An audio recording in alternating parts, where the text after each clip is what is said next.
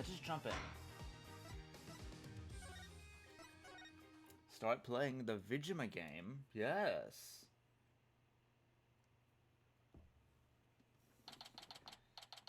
April 18th, 1:20 p.m.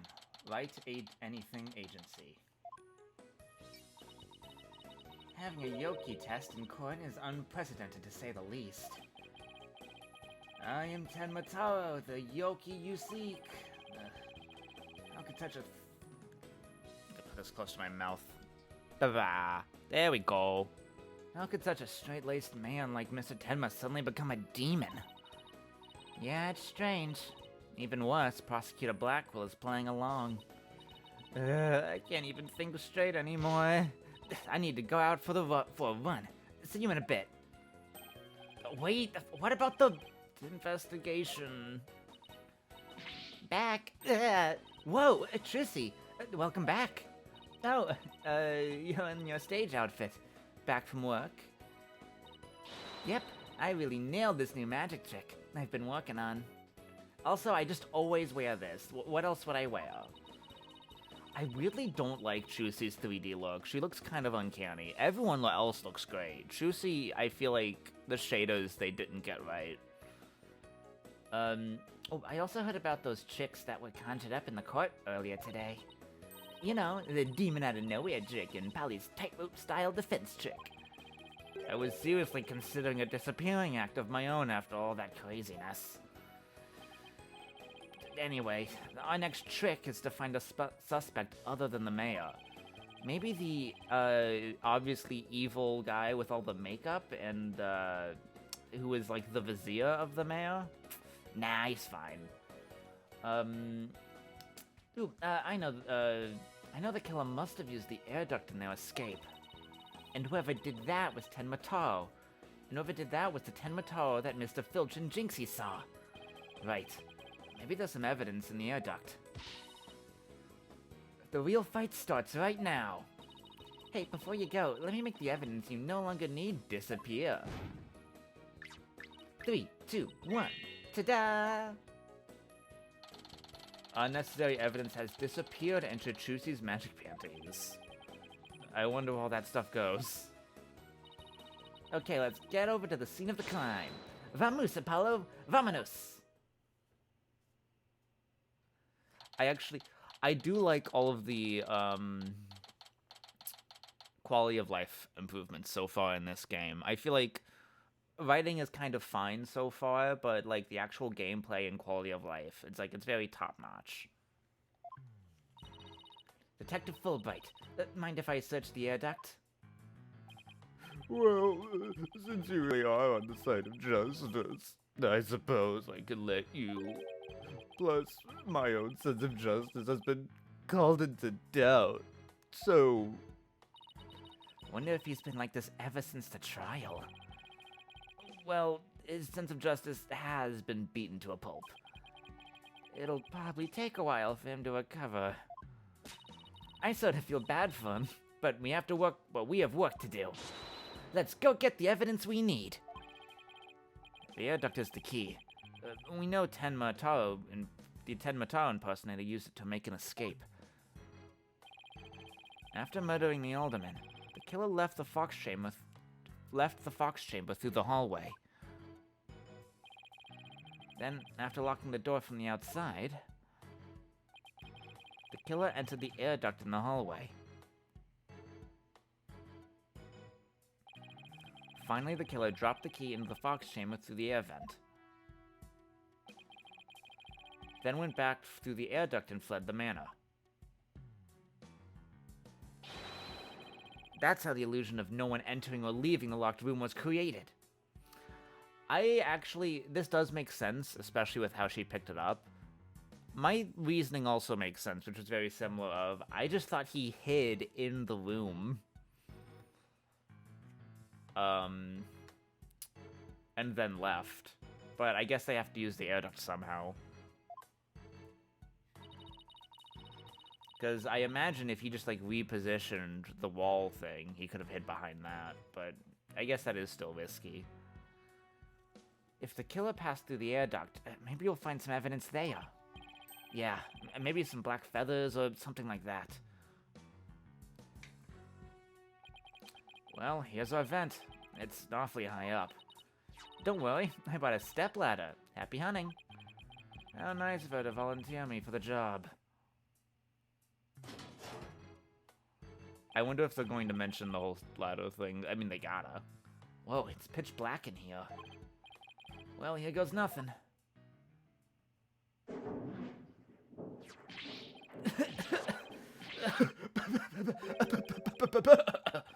There's a thick layer of dust in here.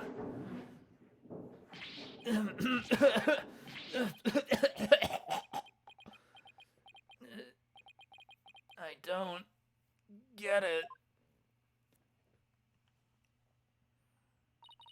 Find anything? Yikes, Apollo, what happened? You're covered in dust. Yeah, dust. Lots of dust. So what'd you find? You know how the dust collects on something when nobody uses it for a long time? Yeah, like Mr. White's desk back at the office. Right. You think it'd be possible to crawl over that sort of dust without leaving a trail? I seriously doubt it. Wait, you're not suggesting no one's gone through the duct lately? Kinda looks that way. Wait, that's not true. Fulbright went through the duct. How is there already dust? And if that's true, Mayor Tenma is going to be figured as the killer. But... If we don't turn things around quickly... In justice we trust! Ugh. Sorry, Mr. Justice, but it seems your justice is not the most just after all. It is my sense of justice that has prevailed. Detective Fulbright sure seems chipper all of a sudden. And I'm back to my old devastated self. Oh, come on. Where's that never say die spirit? Bring it on, Mr. Lawyer Man. Bring it on. Let me suffer in peace. Justice prevails once more. It's not over yet. And besides, kicking someone when they're down is what bad guys do. Are you calling me a bad guy? Me? Bobby Fulbright, champion of justice? Then how about some information on the investigation? We need some help here. Information? About the investigation? All right, but I won't have you calling me a bad guy ever again. Understood? We did, Apollo. Yeah, but how long can we keep this up? Investigation. I can't believe Prosecutor Blacko would stoop that low. I mean, to pin the blame on a yokai? He really wants a conviction at all costs. Oh. She could give a yokai for one for its money when she's mad. Yes. Well, I have him writing a self-reflective essay as we speak. I doubt that'll teach him anything. Yeah, he'll probably just write dotard 1,000 times. Dotard? What? I hope that's not a slur. The whole yokai business is most likely a ploy to win a conviction. Truth is, Prosecutor Blackwell believes Jinxie Tenma planted the yokai stuff. Planted it in an effort to protect her father, the real killer. Yeah, right. I'd like to see him prove it. Whoa, calm down. He doesn't have any direct evidence. But we did find this. It was all on the base of the cliff, just outside QB Manor. Wait, that isn't the staff Tenma Tar was supposedly carrying, is it? The one and only. Miss Tenma no doubt tossed it over the cliff when she was done. No way. Well, what about the prince? Nope, no prints, but if she was wearing a costume, there wouldn't be any anyway. Well, prince or no prince, it's not going to work in our favor. Sounds like the staff might have belonged to the mansion. But if that's the case, then where in the mansion did Tenma Tao get it from? Amazing Ninetales. Did Prosecutor Blackwell figure out the victim was the Amazing Ninetales? He did indeed. He's a sharp one, all right. He figured it out while investigating the municipal merger in the victim's past. The Amazing Ninetales sparked the yokai craze and worked against the merger. And Mayor Damien Tenma is the corrupt politician who murdered that great hero. The Amazing Ninetales fans are so angry, they even tried to storm the detention center. I don't blame them. Their favorite masked wrestler was murdered. They must have been shocked when they found out what happened. Speaking of which, isn't Jinxie also a fan of the Amazing Ninetales? A wrestler's mask is more precious than its own life. He'd never unmask himself in front of others. But there are matches where wrestlers battle for the right to remove each other's masks. Yeah, how is that important? To have your mask torn off is the worst humiliation a wrestler could suffer. That's why their masks are more important to them than life itself. She spoke with a passion that only a fan could appreciate. We ought to become fans ourselves and go protest in front of the prison. What? No! Did you forget that Mayor Tenma is not only Jinxie's father, but our client? Oh yeah. You can be careful now. You're defending the most hated mayor in history. I just hope you don't find yourself in the wrong end of a figure 4 leg lock. Maybe I should wear a mask and hide my identity.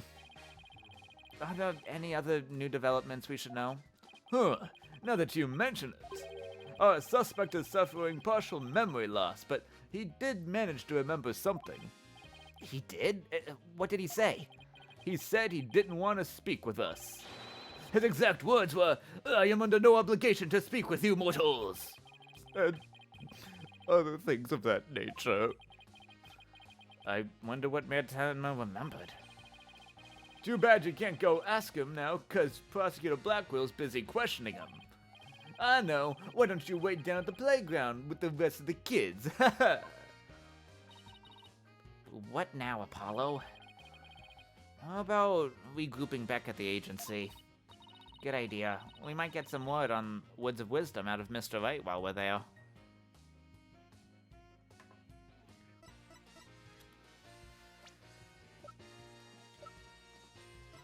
Looking at this, I just want to look at all the stuff. 16, 15, unknown, I mean, we know now. Yeah, that works out. Body type's the same.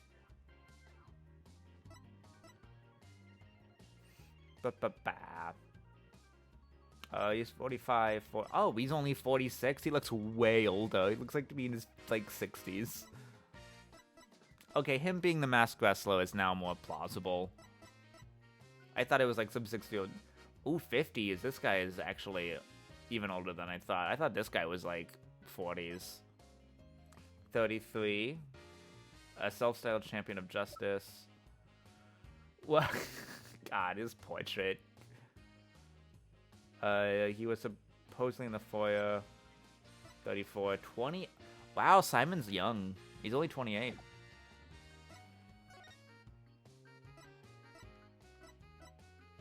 Fight anything agency. I love that the Papa hat is like on the trophy. That's so funny. Maybe I'll go read over some past cases. And I'll go do some research on exorcisms. Hey, what's with you guys? You seem bummed out. How should I put this? It's like we're at the edge of a cliff and the only way is down. In other words, business as usual, right? Yeah, I suppose so. Except this time, it's like we're bound and gagged, too. Don't forget blindfolded with our ears plugged up. Oh, and monsters at every turn, huh? Sounds rough. Hey, Apollo. Oh, and Athena's here, too. Mr. Wright. How goes the investigation, Apollo? Athena? I think it's safe to say that things have gotten hairier than before. Really? What happened? I was watching the two of you this morning from the gallery. That was one tough day in court, to say the least. I know. I've never had to defend a yokai before. That business about the locked room was another major hurdle. Yeah, and on top of that, Jinxie was accused of being an accomplice. But at least you figured out how someone could have escaped that locked room. Yeah, well, I just found out that our reasoning may be a tad flawed. Oh, really? Well, that's bad news. How are we going to get out of this one? I guess, is my original assumption right, that he just hid behind the folding screen? The worst of times are when lawyers have to force their big smiles. Force a smile? Yeah, my mentor taught me that back when I was still learning the trade. She also taught me to return the basics whenever I got stuck. Return the basics? That's right. Always believe in your client, no matter what happens. That is a lawyer's greatest and most trusted weapon. The basics. Always believe in your client, huh? So, Mr. Wright, how long have you known Athena? I met her during a trip to Europe. Huh? You were in Europe? Why haven't I heard about this before? Yeah, I went there a few times to study the various legal systems over there, and visit my boyfriend. Oh, okay. Wait a minute. I thought you worked as a pianist after you quit practicing law. I did, but an old friend of mine needed help with some legal work from time to time, so... Oh, I guess you were never very far from the courtroom then. It was like fate brought us together. It's thanks to Mr. Wright that I became a lawyer at all. I knew she was lawyer material from the moment I met her. And I have high hopes for her ability to analyze people's emotions. Aw, it's nothing special. Maybe I've underestimated that analytical psychology of hers. It's just, I thought that if my special ability could help defend innocent people, then I had to do everything in my power to bring it to the courtroom. That's when I really started hitting the books hard. And still, I'm still amazed she actually became a lawyer. And at the tender age of 18, no less. Wow, that's almost superhuman. Or personal, like she's trying to help somebody she knows? Alright, I'm totally pumped up after talking to you, Mr. Wright. It's like you said, the worst of times when lawyers have to force their biggest smiles. And don't forget to return to basics when you get stuck. Keep believing in my client. Right. Mr. Wright. Yes?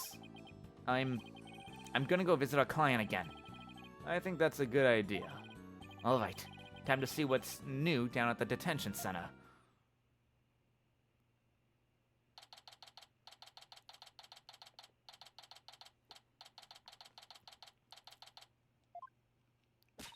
Mayor Tenma, we wanted to talk to you about something. Kasha! Ka! So my minions have returned! Apollo, he still thinks he's a yokai. I wonder if we'll be able to I wonder if we'll ever be able to talk to Mayor Tenma again. Silence, peddler of the legal trade! Free me from this imprisoning walls with great haste! Wow, he's sounding more and more like a real demon with every sentence. I'm starting to wonder if we should even be helping him win his freedom. Still, we can't let Mayor Tenma stay possessed. You know what I mean? If you can clear me of these charges, I shall help you in whatever manner I may. Now ask me what you will! I suppose it's worth a shot. Oh, I have a little grabby hand. Grab. Ha ha ha ha. Feathers and tracks. Were those feathers and tracks at the scene of the crime really your doing? Indeed, the remnants of Tenmataro, the king of the underworld, they be. The day when I once again dominate the mortal world is at hand. Caw, caw, caw. The prosecution claims the feathers and tracks were planted by Jinxie. What's this? I must breach these walls and go defend my little Jinxie at once. Huh? Mayor Tenma, is that you? A girl. Well, now, Damien appears to still reside within my body. But I should have expected as much from a descendant of mine. Be silent now, Damien. I guess a little thing like demonic possession won't stop a father's love for his daughter. You didn't kill Alderman QB, did you? I have killed no one. The remnants of my presence have been misconstructed. The murder is not I. For if I had slain the mortal, raging hellfire would have consumed him in... Yikes. So... leaving naught but ash! Yikes. So... You're saying there must have been somebody else there? Come to think of it, the mayor had mentioned that he'd been clubbed with this statue. I'd better ask about this, too. Detective Fulbright mentioned you might have something new to tell me? Indeed. I have regurgitated this key, but a short... What do you mean you regurgitated it? Did you swallow it? What? I have regurgitated this key. I had a little burpee and the key come out of my mouth. But a short while ago. Behold, the key to the Forbidden Chamber! Whoa, it's regurgitation one of your demonic powers, too? Bah, I do not waste my powers on such parlor tricks. Take the key from the killer, did Damien, whereupon he swallowed it. He sought to bar the killer entry to the Forbidden Chamber. So he wanted to keep it shut tight? But no fingerprints shall you find upon the key. How do you know that? Wait, is that another one of your demonic powers, then? Foolish mortal! You have me, Tenmataro, act as some asinine alchemist? I asked but the jailer, and my wheel is done. Quite eagerly, I must add, caw-caw, caw-caw-caw! Always an honor to serve your benevolence. Guess I'm not the only one he scares the living daylights out of. Can we ask you to use this key? We couldn't find a keyhole anywhere on our, around the door. Curse that infernal door. But if I had known its manner of opening long ago, would I have made my return. He has a point there. Maybe Jinxie knows something about how the whole thing works?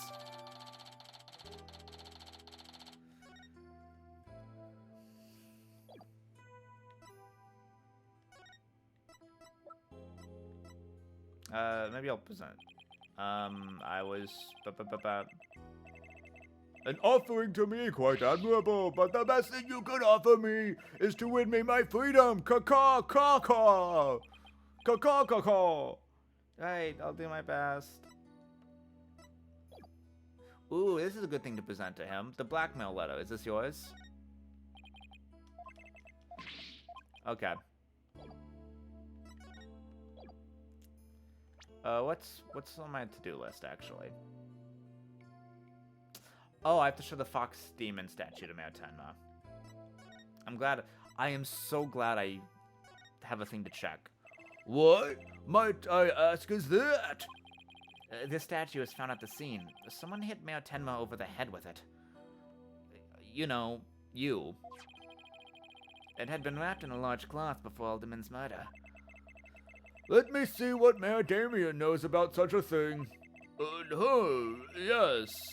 Something wrapped in with just a cloth, does he recall? A sacred gift from Alderman QB, it would seem. He, however, had not a chance to see it till it now, for the cloth did conceal it. Maybe the cloth fell off or was removed after the mail was struck? Oh, of that Damien does not know. A secret gift? Interesting. Maybe Jinxie knows something about it. I should question him about the blackmail letter too. Oh, so now I can do that. Okay, sure. That's annoying. Why this? This is that accursed blackmail letter that was sent to Damien. Apparently, somebody slipped it into Alderman's pocket. We believe someone, probably the killer, stole it from Mayor Tenma's briefcase. You wouldn't happen to know anything about that, would you? Caw-caw! You have questions? Do you? Very well, ask away, mortal. Who placed this in Alderman's pocket? Very few were there. Very few were they who knew the letter was in Damien's briefcase. So, whoever knew about the blackmail letter being in the mayor's briefcase is a potential suspect in its theft and placement into Alderman's pocket. Could it have been his doing? Mr. Mayor, Mr. Taro, did you just remember something? Indeed, I did. There was but one other who knew of the letter. Damien's aide, Florent LaBelle. Full knowledge of that briefcase contents did the aide possess. Then he may be the blackmailer and the murderer we're looking for. That is preposterous! He is a most trusted advisor. He would never betray Damien. It seems like Mayor Tenma is a bit too trusting of those around him. Still, this is huge. Now we know who might have slipped the blackmail letter into Alderman's pocket. Look out, Florent LaBelle. Here comes justice. Let's go find Mr. LaBelle and rake him over the coals. Thanks for the help. You've just given us a major lead.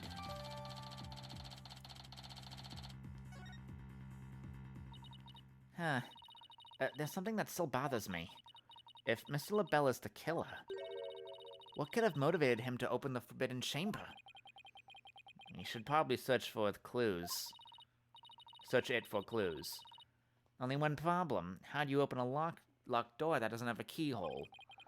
Let's go talk to Jinxie. Maybe she can help.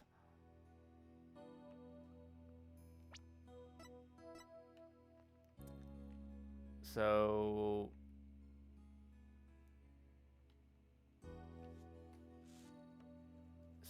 those two are done. Okay, so I have to show the blackmail letter to LaBelle. Okay, so let's probably go look for Jinxie. We usually see her in Yokai Lane. April 18th, Nine Tails Vale. Yokai Lane.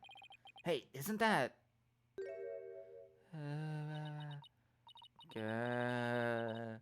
you dare imprison me? Jinxie!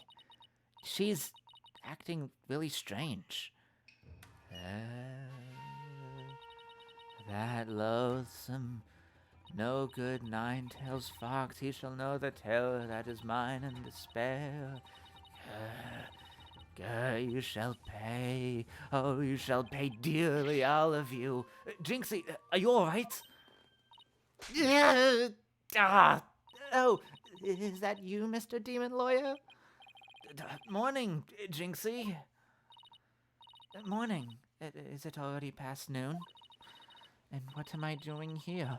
Last I remember, I laid down to take a nap back at the manor. Oh no, it must have been the Makuretsukishi. Makuretsukishi? Ever wake of a restless night's sleep to find your pillow in an unusual place? Or that you've been asleep on the floor or in the hallway? Well, it's that yokai's fault. The Makura Geishi preys on people while they're asleep. It sounds like you just need to be tucked in really tight, or maybe a snug sleeping bag. Jinxie, how come you don't have any charms on your forehead? I don't? Oh, they must have fallen off. Without them, evil things can creep into me. I'd say we had a more than accurate demonstration of that just now. I'd better reapply them. Jinxie, there's something we wanted to ask you. There's something I wanted to tell you too. I remembered something else. You did? What was it? Well, let's present the thing first, and then I can talk to you everything about it. What's this? Tsukumogami? Tsukumo what? A yokai that inhabits objects that have been used for a really long time. The red demon and a Tsukumogami. What a strange combination. Okay, I can't present that to her yet. What you remember? Jinxie, can you tell us what you remember? Well, after the trial, I remembered lots of stuff. But there was one thing I thought was really weird. I'm almost afraid to ask, but here goes. Really? What? It's about the yokai feathers in the tracks. They weren't there when I first opened the door. Wait, what? Are you sure? Uh-huh. My memory's crystal clear now. So you're saying that they were left at the crime scene after you found it? This could spell major trouble, Apollo. Why? Because Jinxie is already accused of leaving the feathers and tracks at the scene. If they weren't there when she discovered the crime scene, it will totally fuel the claim that she fabricated the evidence later on.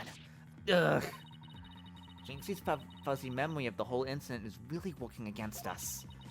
The prosecution will probably say she doesn't remember planting the evidence. I take sippy.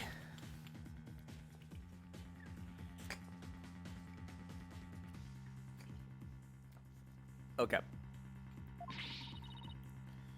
Good luck rebuting that. Oh man, this is not good. I sure hope she didn't plant the evidence while she was sleepwalking or something. Jinxie, you wouldn't happen to know about how to open the Forbidden Chamber, would you? That door doesn't even have a keyhole. Well, it's supposed to have a secret mechanism. They say you have to figure it out before the keyhole will appear. A secret mechanism? Really? Uh-huh. It's hidden in the Fox Chamber. But only Alderman QB knew what it was and how it worked. The Alderman of Ninetails Vale sure loved his secrets. Apollo, let's go see if we can find the secret mechanism. Whoa, slow down. There's something else I need to ask about. Jinxie, is there only one key to the Forbidden Chamber? Uh-huh. Even the Mayor's Master Key won't open it. That's because it's a very special room that must never be opened. Guess that means nobody entered the Forbidden Chamber after the murder. After all, we know Mayor Tenma took the key from the killer and swallowed it, so the Mayor's efforts to keep the killer out of the Forbidden Chamber were not in vain.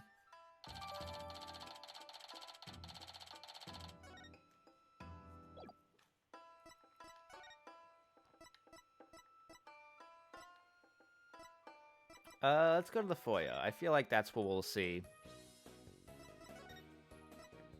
Garden? I guess there's Fox Chamber.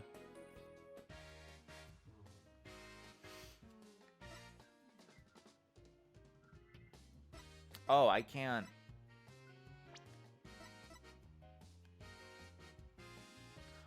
Oh, I have to show the Fox and Demon statue to Jinxie. I showed the wrong... Why do I have to show that to Jinxie? Oh, to see if she knew everything about it.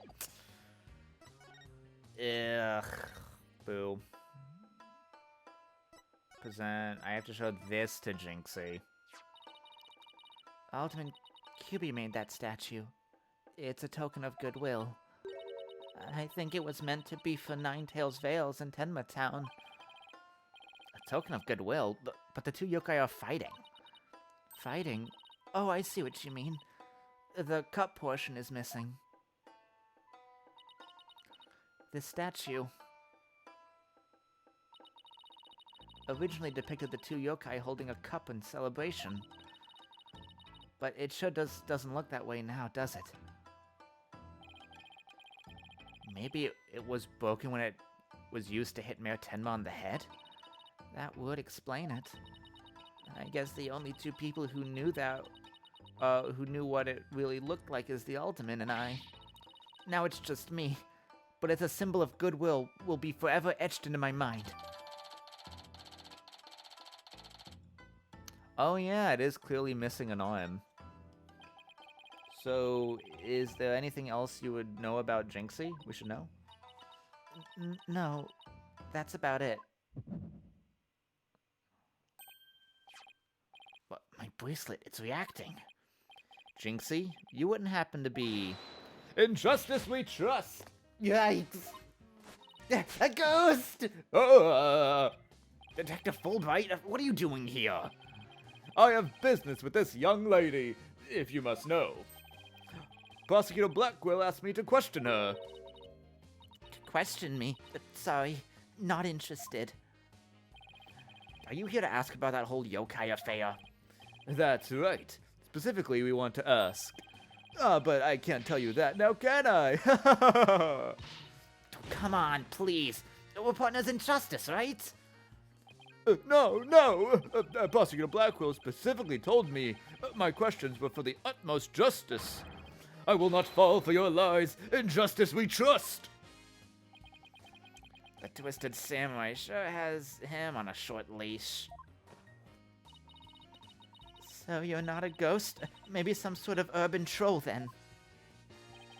Now come along, Miss Tenma, to the station with you. He took her away. Missed my chance to see what she was lying about. Well, at least we found out there's a secret mechanism for opening the chamber. Let's go check it out. I just hope they let us in now.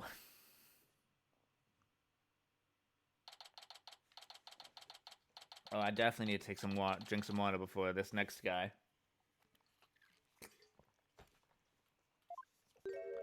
Wow, he is blue now. What the f... Okay. Oh, what a fabulous scent. I'm so glad I had the carnations imported from England. Nothing but the finest will do. Oh, perhaps I should place one aside for our dearly departed alderman. Hey, it's Mr. LaBelle. Apollo, let's ask him about you-know-what. Oh yeah, before we search the Fox Chamber, we should ask about the blackmail letter. Why, if it isn't the mayor's little lawyers, what do you want with me? Oh, there's something we wanted to ask. Like, what? His shoulder pads are cell phones. Oh, where's that ringing coming from? You'll have to excuse me. Hello, LaBelle here. What the? Those things on his shoulders are cell phones? Yes, about that. You must forgive me. This whole matter with Mayor Tenma has been a complete nightmare. Where do you buy clothes like that? Yes, surprised. This is my own special design. It's the ultimate functional beauty. Functional beauty? Are you sure about that? Looks a bit unwieldy to me. You simply don't have an eye for beauty. If having an eye for beauty means looking like this guy, I'd rather be blind. So, what do you want with me?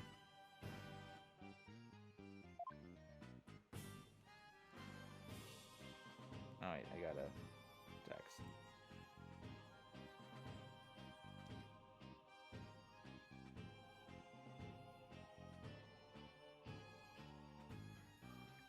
I have to be quieter. Apparently I'm loud.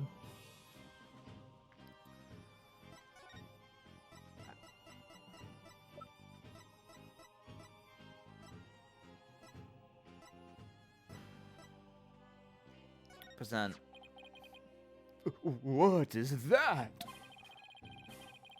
It's the blackmail letter, but it wasn't sent to Alderman QB. It was sent to Mayor Tenma. And your point being? Someone took the letter from the mayor's briefcase and then placed it into Alderman's pocket after he was murdered. Oh, you don't say. You wouldn't happen to be the one who made the switch, would you? After all, you're the only one who knew that the blackmail letter was in his briefcase. So naturally... Perhaps that shot of cologne will make those scales fall from your eyes. Or my eyes may fall from their sockets. Is it possible you would like to frame me for... Is it possible that you would like to frame me as a potential suspect? That would make you raise such an outrageous allegation in the first place. Oh, well... My only crime is being born as beautiful as you see here. In other words, you have nothing.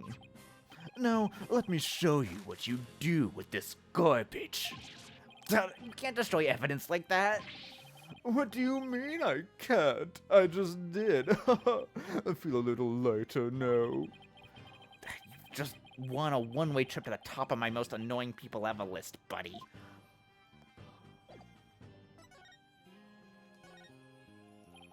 Both Jinxie and Mr. Filch said they saw Tenma Taro. But what about you, Mr. LaBelle? If you were in the foyer, why didn't you... Very well, Very well, I admit it. That's right. Florence LaBelle saw the demon Tenma Taro. Huh. So he did see something. Then why did you lie about not seeing him? I was simply trying to protect dear little Jinxie. Protect Jinxie? What do you mean? Why, don't tell me you haven't heard of the strange little habit of hers. Which one are you talking about? The one where she wanders around making mischief without knowing what she's doing. Rumor has it, she is possessed by Tenma Taro. That one's new to me. Oh, well, there you have it. Anytime you hear about Tenma Taro's sightings, little Jinxie should be your prime suspect. Tell us more about that rumor.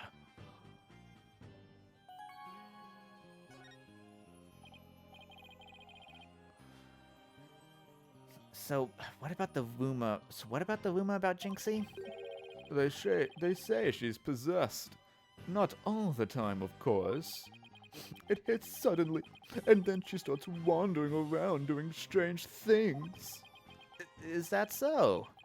Although, come to think of it, that loathsome, no-good, nine-tailed fox, he shall know the terror that is mine and despair. That certainly would explain how she was acting earlier. Once she even put on a Tenma Taro costume and wandered around the woods at night. She did?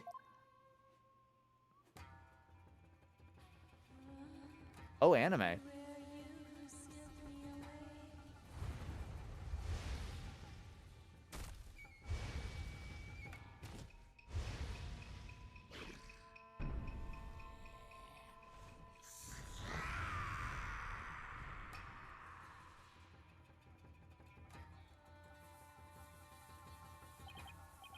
Ugh, I wish I never asked. Does she remember anything while she's possessed? Unfortunately, no. She doesn't seem to remember a thing during these episodes. Oh, so she needs to see like a doctor. It's like serious. Memory loss during possession, Come to think of it, her memory of the murder scene was quite fuzzy. I suppose that, too, was caused by her possession. Ah, then maybe... So you do understand. That whole yokai business was entirely of her own making. Now wait a minute. Although that yokai evidence wasn't there until after she discovered the crime scene. Did she leave those black feathers in single tracks there herself? Apollo, let's ask Mayor Tenma about Jinxie's episodes the next time we talk to him. Are we done with your silly questions now? I'm a very busy man, you know. I guess that's it for now. Hello, LaBelle speaking. Really? You wish to carry my new product on your store? Oh, but I'm afraid it's my own private brand. It's not available to the public. What? Then I shouldn't advertise it on TV? But I don't understand. As the embodiment of beauty, it is my duty to announce my good looks to the world. Stop the bus. I'm getting off. Everyone wants my exclusive Jesus Labelle brand products. It's the crown jewel of my collection, born of my long, relentless pursuit of beauty. But now that it's so popular, it's been an absolute nightmare. You don't say. Well, they can't have it. It's just for me. It's not meant for you peasants. Peasants? This is my latest product. I'm calling it Color Me Labelle. A dazzling hair color that you can wash away with just water. Guess that means you can't sweat. I have 7 colors in all. You can find out more in my commercials and magazine ads. Yet it's not available to the public. Great sales strategy there, genius. Come to think of it, Mr. LaBelle, your hair color changed since the last time we met. The little lady has quite the discerning eye. Here's a little sample. Consider it a gift for one who truly appreciates beauty. Oh, Apollo, what should I do? Better take it before you got a face full of cologne. Good point. Wow, thanks, Mr. LaBelle. Okay, let's head over to the Fox Chamber. You've still got to find the secret mechanism for opening the Forbidden Chamber. What? Open the forbidden what? Mechanism? What you talking about? Wait, no, come back, what?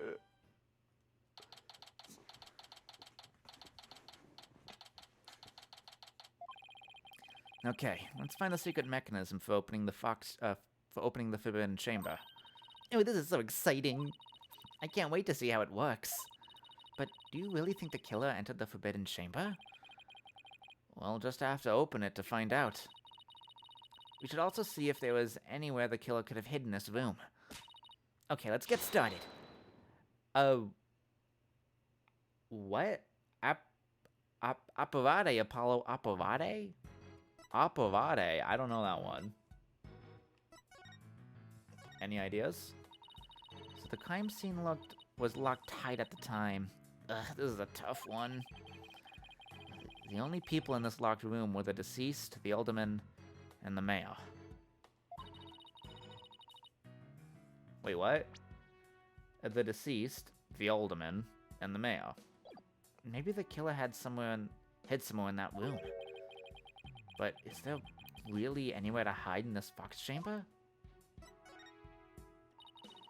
Now it's quite a day in court.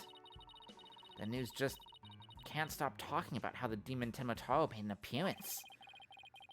There's never an exorcist around when you need one. Well, I heard the judge actually held an exorcism in this courtroom after that. Good, let's hope it's the last we'll see of that pain in the neck yokai. I don't know. I have a feeling Timotaro could exorcise an exorcist. As an attorney defending a demon, I know exactly how that feels. I guess the foxes are pretty suspicious. There's a carving of the Nine-Tails fox over on the door and the statue on either side. The way the two statues are glaring, it's like they're guarding the door from us. Come to think of it, there are 2 foxes on the folding screen as well. It can't be a coincidence, can it? Hey, the statue moves! Don't get carried away now. I mean, who knows, it might trigger a trap. I can handle it. If a spear comes out shooting my way, I'll snatch it out of the air. After all, I have the reflexes of a regular karate kid. I guess if you can catch something that fast out of midair, you can accomplish anything. Still, there might be something to the fact that these fox statues rotate. Maybe there's something around here that... Okay, so let's see. So they need to be looking in opposite directions. And left is up, left tail is up, right tail is down.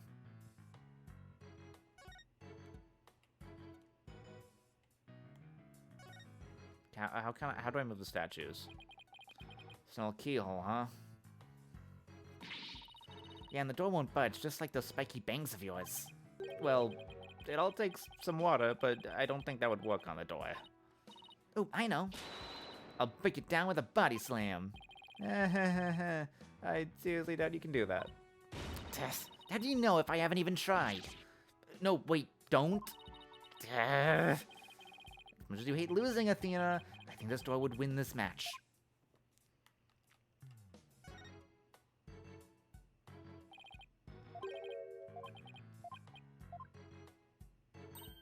Hey, the statue moves.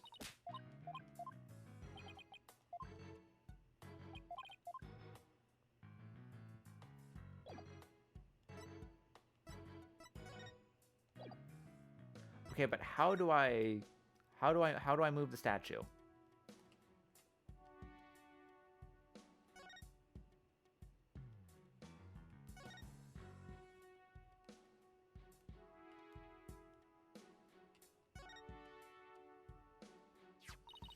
Statue originally depicting the two yokai holding up a cup. Gesture of goodwill. Maybe Ultimate QB was planning on smoothing things over with Matena. He was murdered instead by someone who intervened. The man was only pursuing the municipal merge because he'd been blackmailed. Who knows, if this murder hadn't occurred, maybe they could have come up with a solution.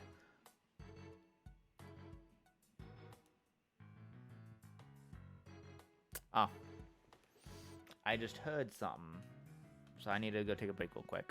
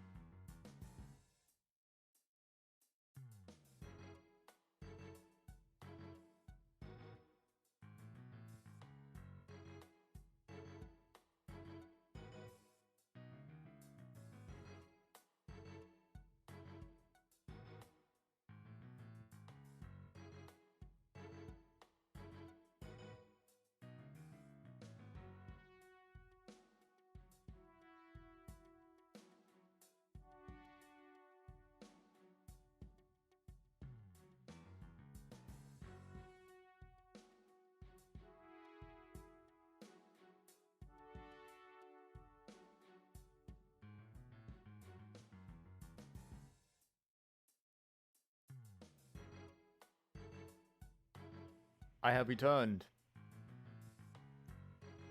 Okay. I had to go be Social. Let's look at the spear again. Maybe the kill head onto the table. That would be a terrible hiding place. Wait, do I have to actually check the screen? Something under the table? Let's check it out. Ooh, hello. Hey, look! There's something down here. It looks like a piece of something. The only question is, a piece of what? Oh, I know. It might be a piece of this statue. Remember what Jinxie said?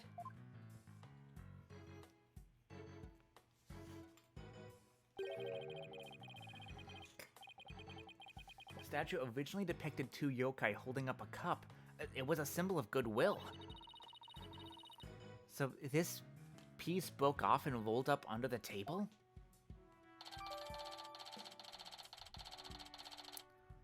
Wow, this statue just keeps getting more and more add-ons. Okay, let's actually check this out, because that's probably how I need to move the statues. Two foxes standing back to back, depicted on this elegant folding screen.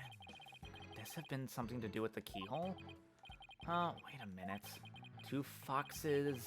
There were two fox statues in front of the Forbidden Chamber as well. Maybe the keyhole will appear if we do something to this folding screen? But I don't see anything unusual about it. Well, it does have two foxes on it, and there are two fox statues in front of the door. There's a clue somewhere in this room. She's as excited as a kid in a candy store. God, this is like a DM talking to the party. Like, guys, it's the puzzle. The two foxes. Two foxes, they are the same foxes. Two foxes move, fox two. Two fox puzzle. Well, I can't think of anything else, anywhere else to look. You find anything, Apollo? We'll never find the keyhole to the Forbidden Chamber at this rate. There's something about that folding screen. You know how those two foxes in the front of the Forbidden Chamber can move? That screen might be a clue as to how they're supposed to position them, or something. Hey, I bet you're right. Let's go over the screen with a fine-tooth comb. Over the screen?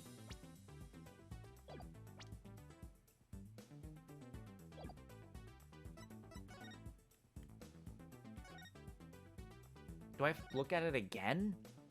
Why?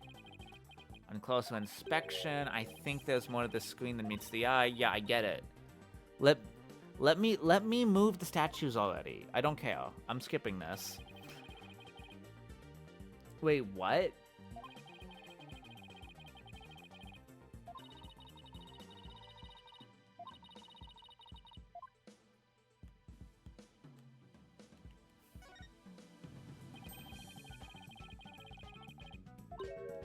Now that you mention it, there's supposed to be doors at the end, but they're cut in half.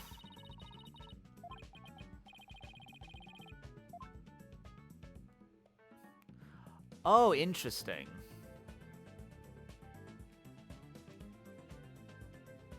What the what?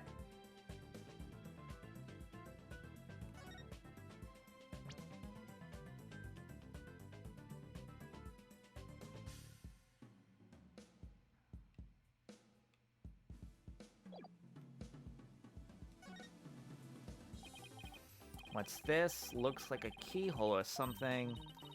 Be the keyhole to the Forbidden Chamber? No, it's just a picture. Still, you know what they say, a picture's are worth 1,000 words. It's a picture of a key, huh? That shape looks awfully similar. Oh, I know. It's shaped like the Forbidden Chamber's key, huh? Wait, what about the keyhole drawn on the center of the screen? So related? Key and a keyhole. Oh, I just got an idea. If you fold the screen up just right, the key and keyhole should overlap. Hey, I think you're right. Let's give it a try.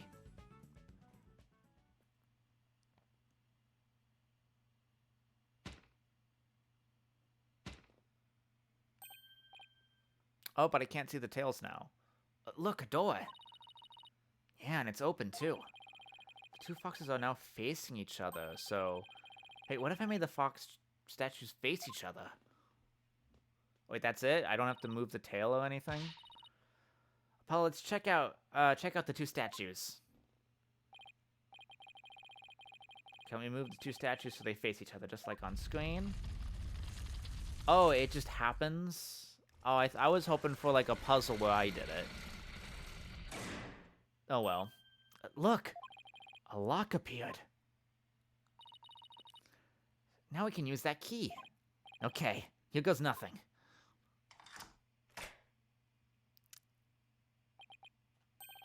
It worked. Time to see what this chamber, why this chamber's so forbidden. What secrets can it hold? I wonder.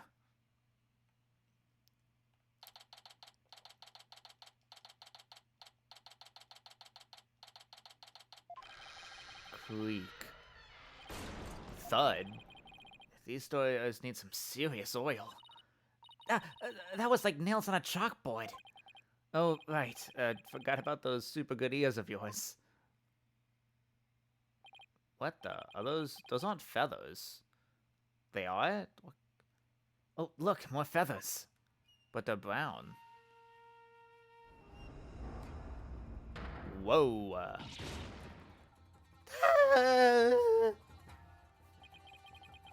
What the heck is that?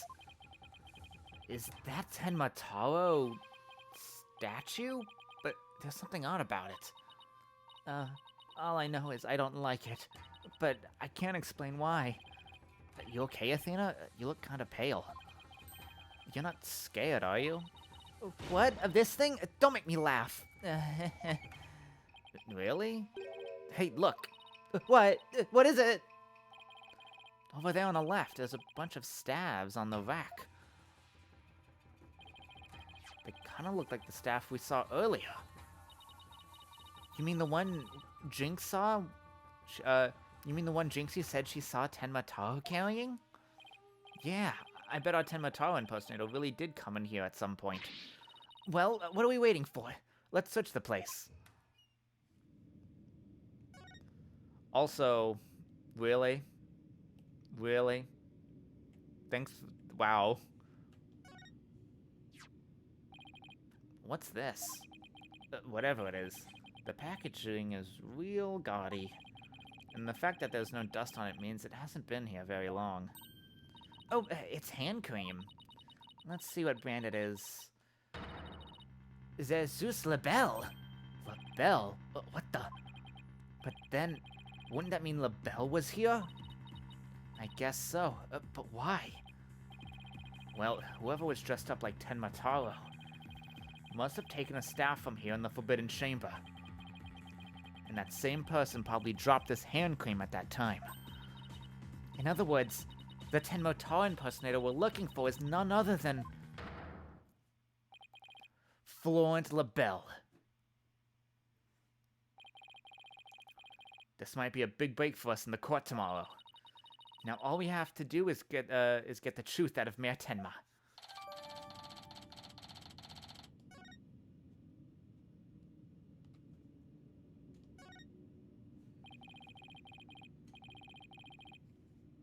Oh my god, message. Okay. Hey, there's a bunch of stabs here, and it looks like one's missing. The Tenmataro Jinxie saw must have taken it. I'd have to agree. These look like the ones Detective Fulbright showed us. Why do you think there are so many here? Maybe they're spares? Tenmataro might be, you know, absent-minded or something. But the fact that he has spare stabs handy, well, it shows that he's aware of his faults and is trying to deal with them. Or at least that's my take on it. Maybe this will remind her to deal with her own faults. But I won't hold my breath. Mean. Apollo is so mean.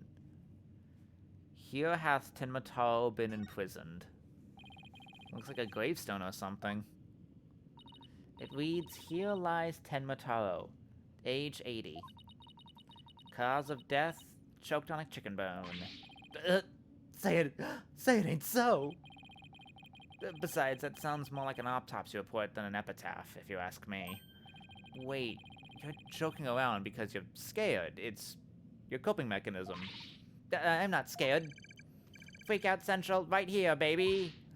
Cut it out, widget. Denial is strong in this one. It looks like an old scroll, and there's something drawn on it. Unless I'm mistaken, it looks like an old guy. Some sort of monk, maybe? A monk? What are you talking about? You know, people that take walks in the mountains as a form of spiritual training. Wouldn't that just be a hiker? The guy in this picture doesn't look like he's doing this for fun, Athena. Huh. Oh, look, there's some yellow thing strapped to his back. It's the piss stone. It's the stinky piss stone. Whoa, it's turning into Tenmataro. What's this scroll getting at? Is this how Tenmataro was born? Well, whatever it is, it's definitely creepy. Wait, but I thought Tenmataro didn't get in here. Or, sorry. I thought LaBelle didn't get in here because the impersonator couldn't get in. Because the mayor swallowed the key. Is that a window or a vent to the side? Whoa, that's one big statue. Must be something like 15 feet tall. And look, this Tenmataro has a staff. But the Tenmataro in the scroll didn't have one. Huh, I wonder why. I feel like this could be significant, but why? Could this be significant? Take a closer look. First, to go around this table here. Apollo, are you sure that's a good idea? Hey, it looks like there's some sort of compartment in the base of the statue. Don't open it. Who knows what might be in there. It's just a big empty compartment. And from all the dust and cobwebs, I'd say it hasn't been opened in a really long time. That's enough, Apollo. Let's shut it and... Wait, there is something in here. Looks like some sort of figure, but it's so dusty. I can't tell what it's supposed to be. It kind of looks like Mr. Tanuki. I wonder what it's doing here. Weird.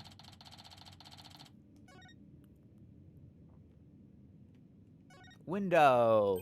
To the window, to the wall. Oh look, there's an air vent here too. I guess even forbidden chambers need proper ventilation. But I don't think anyone could reach this one either. Yeah, and there's nothing to stand on around here. I wonder where this vent leads. Well, the Fox Chambers vent didn't branch this way, so maybe it doesn't have anything to do with this case after all? Guess that about wraps it up. What now? We should probably talk to some of the witnesses again. You mean like Mr. Filch and Jinxie? Yeah, I really want to ask Mr. Filch about the village superstitions in Tenmataro. These are long investigations. Forbidden chamber! Let's go to the foyer.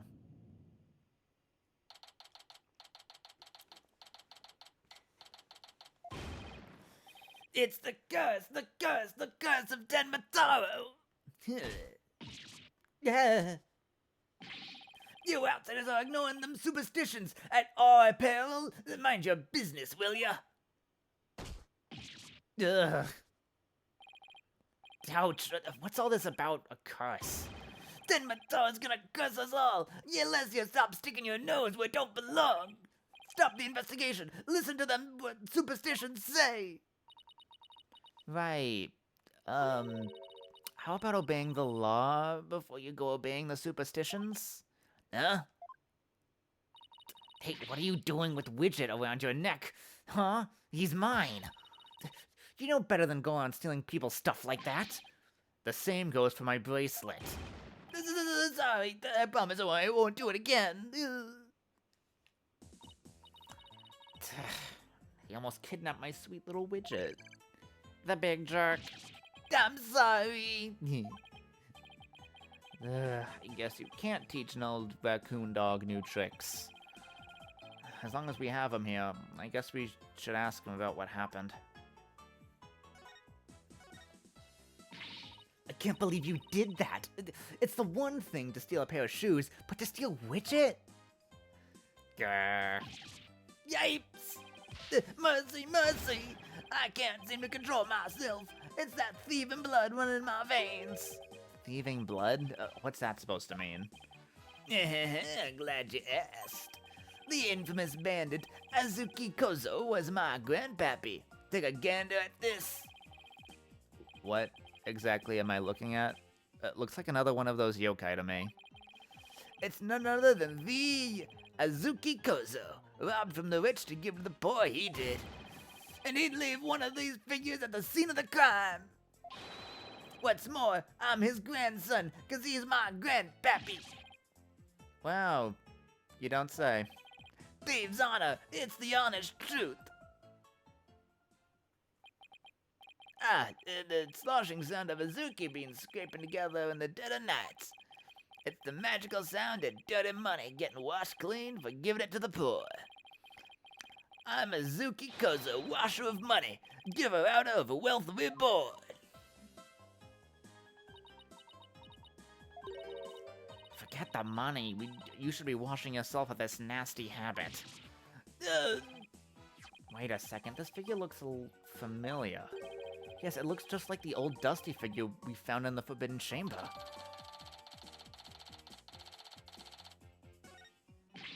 Hey! What you doing with all that there figure?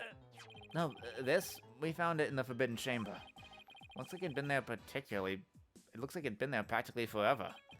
Could mean my grandpappy broke into the Forbidden Chamber way back. Hey, that reminds me. He once told me that there's treasure in that there chamber. Treasure?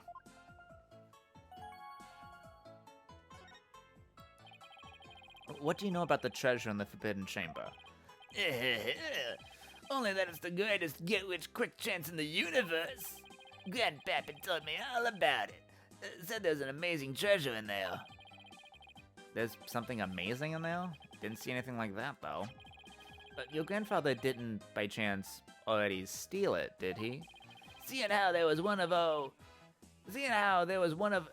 his figures in there, that just might be. That's good, Pappy, for ya. Bet he was washed the treasure up real good before handing it out to the poor. Oh, of course, because he was so righteous. In court, you mentioned seeing Tenmataro near the scene of the crime? Sorry, I didn't come clean right away. But them superstitions got the better of me. The people of Ninetails Vale sure seem like a superstitious bunch. I'm not surprised you wouldn't want to talk about seeing Tenmataro. Darn right! Them superstitions scare me out of my wits, I tell ya! That's why I'm gonna do exactly what they say from now on. So you plan on staying here in Ninetails Vale? Yep. I'm gonna keep living right here and keep my ways.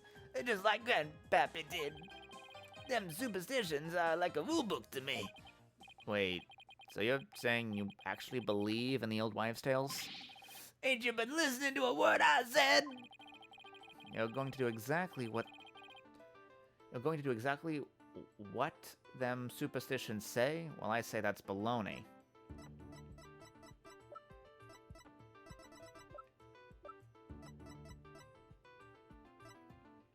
I guess this? I don't know what else is relevant.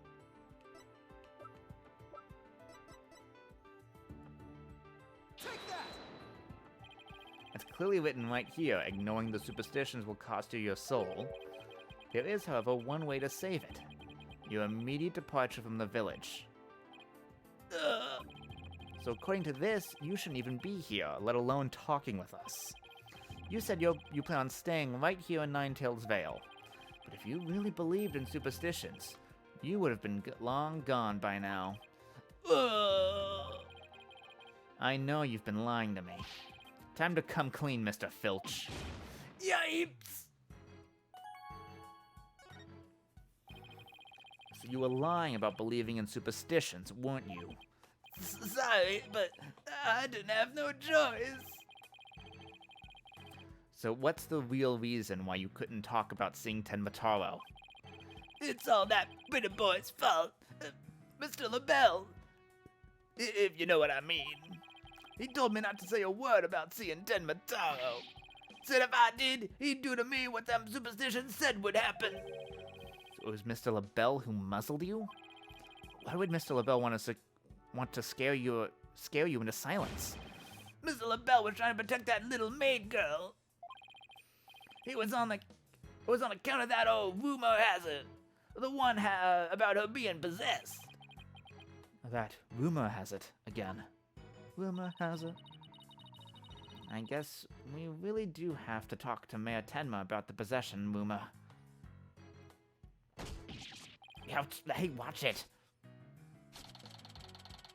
Stolen by Phineas Filch.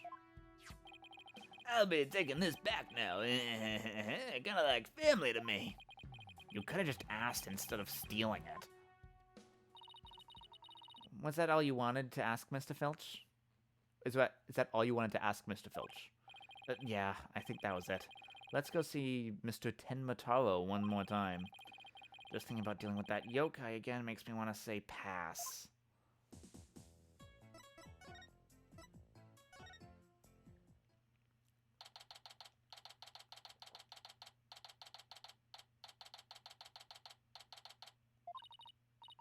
Lord Tenma, your attorneys are here to see you, your benevolence. Oh, he has the tag back on.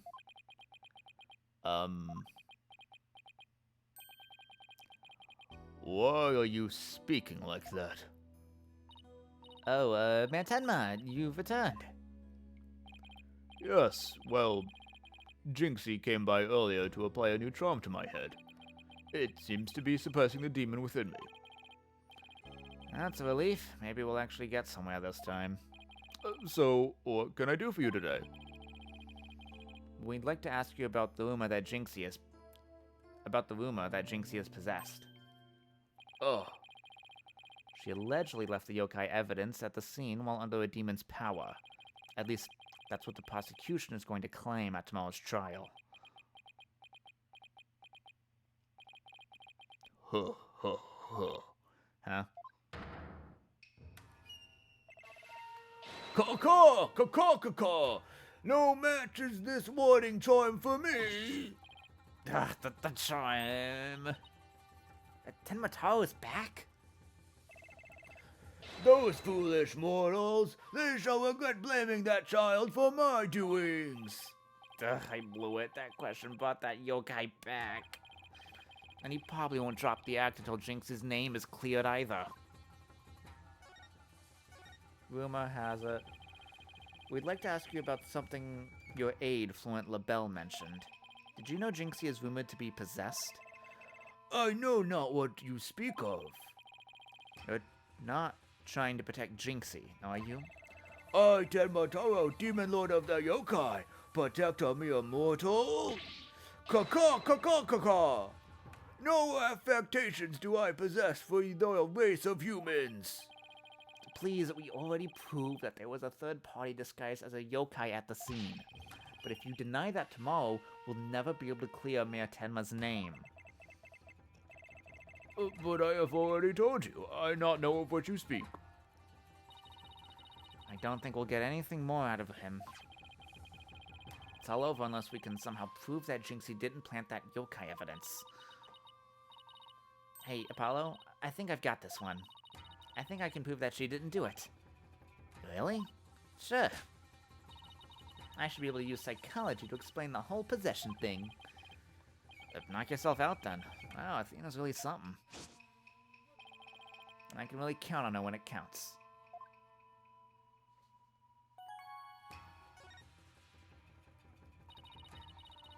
Mayor Tenma, Jinxie isn't possessed. I believe her so-called possession episodes are a form of somnambulism. Somnambulism? You mean like sleepwalking? Yes. I believe she is exhibiting a rare form of the disorder. It's usually brought on by repressed stress. Mr. Mayor, did her symptoms start soon after she began her job in Ninetails Vale? Oh, when the child visited last, she did speak of dreading yokai, and how they rob her of sleep each night. I knew it! The lack of sleep is causing her to enter an unconscious state. And that means she can't be trying to protect you, at least not on a conscious level. So then, the Tenmotaro that was spotted at the manor wasn't Jinxie? Sleepwalking, eh? Oh, that would indeed explain the matter. Look, Tenmotaro's spirit! It's left the mayor's body. Can you tell us the truth now, Mayor Tenma? Very well. It's the least I can do for a superb exorcist such as you.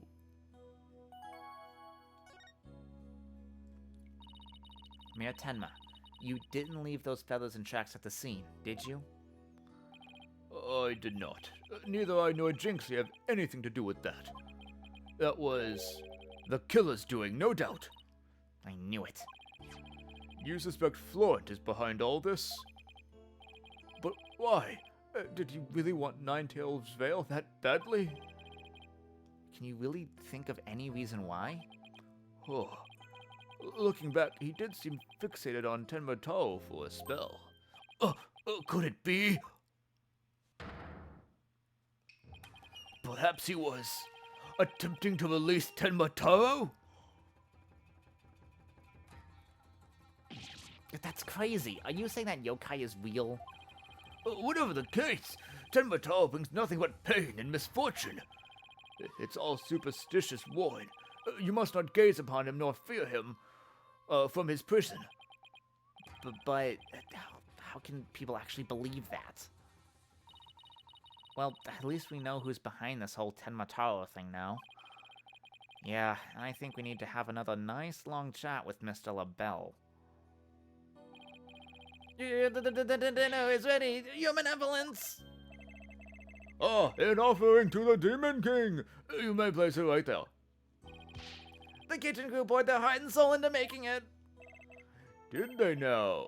Soul happens to be my favorite of mine. Just hold the hearts next time. Caw, caw, caw, caw, caw. Yes, your benevolence, I'll remember that. How long is he planning to keep up this yokai charade? Well, we've already talked to Mr. Filch and Mayor Tenma, so why don't we see Florent LaBelle next, now that we know the truth? He won't be able to claim that Tenmotaro was Jinxie or the mayor anymore. But the real question is, how are we going to get him to admit it was him?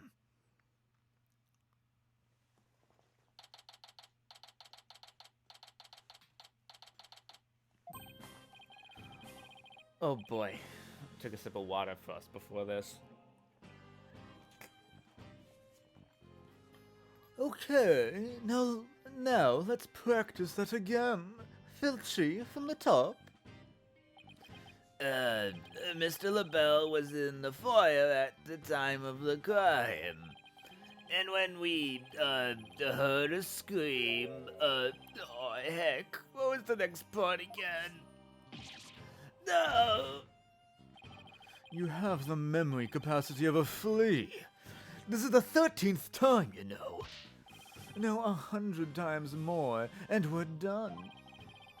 What on earth are they practicing? Oh, I ain't cut out for this. Whoopsie-daisy. How? Oh, begging your pardon, Mr. LaBelle, sir. It's just all this practice. Yipes. Unbelievable. What if you had sullied my outfit with those grubby paws of yours? Did Filch LaBelle's wallet just now? Oh, does Filch mean to steal? I didn't know that.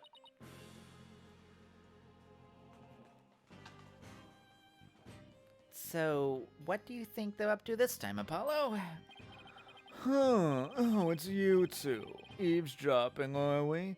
Pfft, you peasants are so tacky. Well, what do you want with me? Your confession as being the Tenmotaro imposter would be nice right about now. Mr. Filch filled me in on a conversation you two had about how you told him not to say a word about seeing Tenmotaro. Filcher, you fool! I told you nothing good would come of you running your mouth. So, why did you want to keep Mr. Filch quiet like that, Mr. LaBelle? Oh, why, to protect darling little Jinxie, of course. But Jinxie was never really possessed. She was sleepwalking.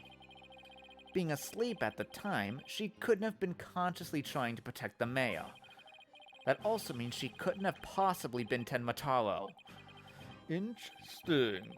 But why are you going with this? Since you asked so politely, I believe you have a different reason for trying to keep Mr. Filch quiet.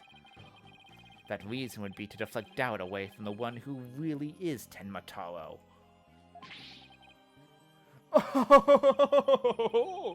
Now this is getting interesting. Are you insinuating that I'm Tenmotaro? I'm so sorry to disappoint, but I have got nothing of the sort. That's right. Mr. LaBelle even yelled. Right. That's right. Mr. LaBelle even told me Tenmotaro was Jinx. So why would he? I said Tenmotaro was Jinxie, you fool. Honestly, you have the memory capacity of a flea. Practice it 100 more times. Yipes. Have you called to testify tomorrow? Yes, I'm so looking forward to my courtroom debut. But you'll just have to wait here until then. So, I'll be waiting, with a special piece of evidence I've been saving just for you. Filchy, wake up, you lazy bones. What? Was I sleeping? Must have been the sweet cologne of yours, Mr. LaBelle. Made me right sleepy, it did. Well, it's time for your lesson on what to do and say tomorrow. Oh, I'm begging you, not another lesson. I ain't cut out for this thinking and remembering stuff. Yeah, right up the schnozzula. Keep quiet and do exactly as I say. No, but please, anything but another lesson. There they go. Missed our chance to get the truth out of him. Yeah, but we'll get the proof we need in court tomorrow, one way or the other. All that's left now is that lie Jinxie told. We'd better go clear that up before tomorrow. You think they're done questioning Jinxie? Maybe. Let's see if she's over on Yokai Lane.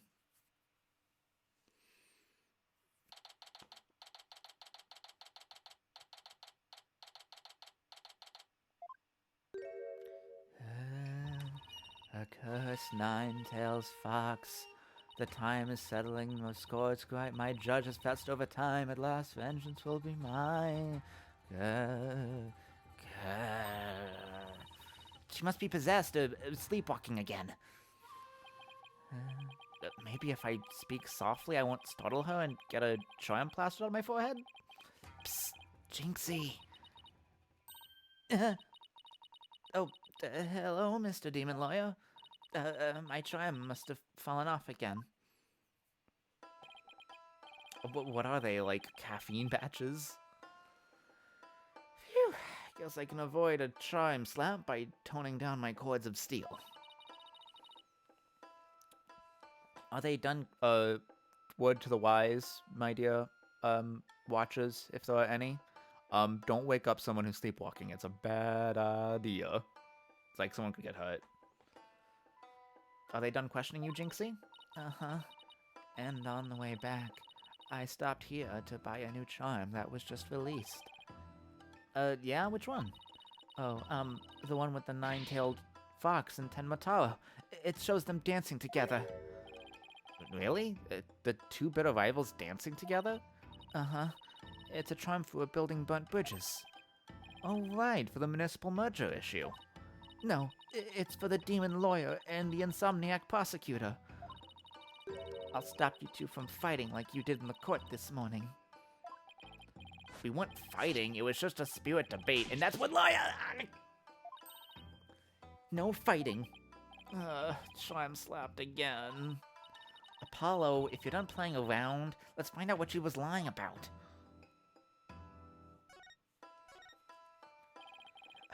Jinxie, it seems like you're starting to remember things. You already said the feathers and tracks weren't there when you discovered the crime. Have you remembered anything else that seems important? Like what? Tell us what you saw that day. Maybe you'll remember something else this time? When I opened the door, Papa and Alderman QB was collapsed in the Fox chamber. That's when Papa told me to call an ambulance and the police. That's all he said before he passed out in the chair. I knew it. She's holding something back.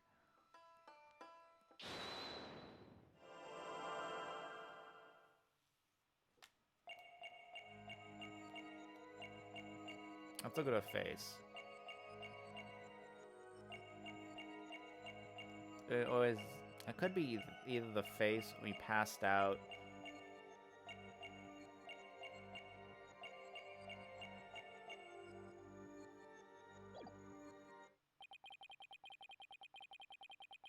It's best if I pull an eye ligament.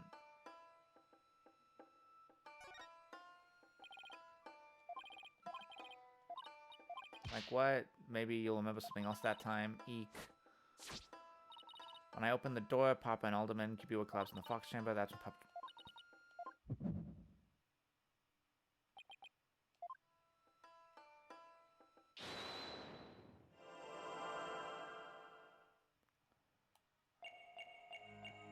Is there something over here? That's all he said before he passed.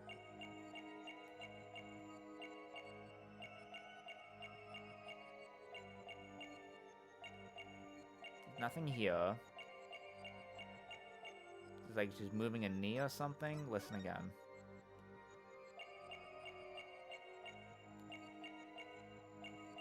Oh, this is trembling. Gotcha!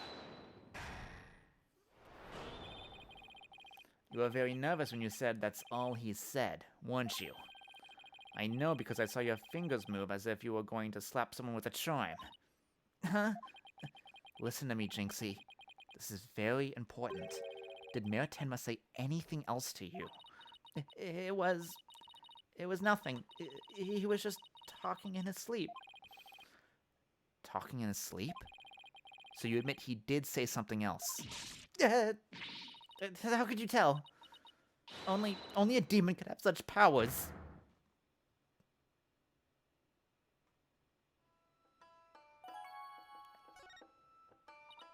Like I said, he was just talking in his sleep. I mean, why else would Papa say something like that? Could you be a little more specific? Before he fainted, he said, "Forgive me, Jinxie. I killed Alderman QB." He said what? The mayor actually confessed to his crime?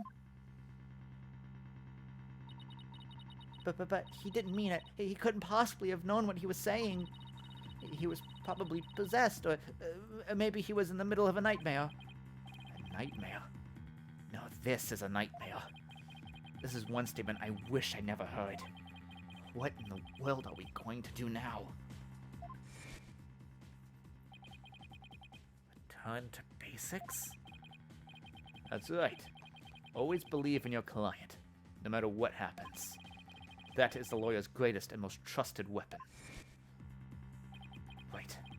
Just believe in my client, even if all I can see ahead is darkness and despair. Despair? Jinxie, does Prosecutor Blackwell know about your father's confession? I didn't mention it when he was questioning me. I mean, there's no way Papa's the killer. Why would the mayor confess like that? Could he have really been dreaming or simply delirious? Who knows, but I sure feel like I am living a nightmare right now. Apollo, what are we going to do about tomorrow's trial? The crime scene was locked tight until Jinxie arrived, and our clients even confessed. Not only that, Jinxie has been accused of planting the yokai evidence. Both the mayor and Jinxie are going to prison if we don't do something. I know. Well, let's see here. A lack of a third party in the locked room is a major problem. Jinxie has testified that when she first opened the door, Alderman Kyubi and Mayor Tenma were the only people she saw in the Fox Chamber. But the real killer must have been hiding there as well. Considering the room was locked tight, that's the only logical explanation. A mystery person must have fled the Fox Chamber when it was opened. And that's when Jinxie saw what she thought was Tenma Taro. But Papa and the Alderman were the only people there. I didn't see anyone else. What's going on here? The Bell's extremely pale, but he's far from transparent. So how did he hide himself in the scene of the crime? Whatever it takes in the courtroom tomorrow, Apollo. We have to take down that dirty, rotten Tenma Taro, Fluent LaBelle. Fight. Let's get him with legal exorcism. Justice style.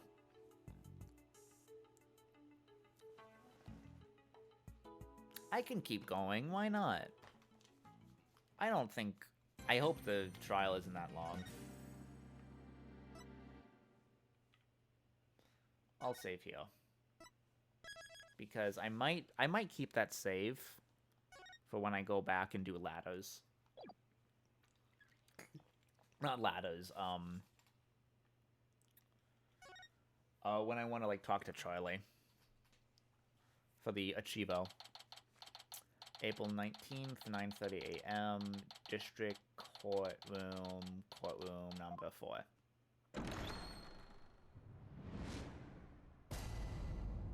All rise. Court is back in session for the trial of Damien Tenma. Apollo Justice, defense team leader, is ready, Your Honor. Athena Sykes, assistant defender, is ready too, Your Honor. Je suis prête. Man, you're throwing some French that even I know. As chipper as ever, I see. And in French, no less.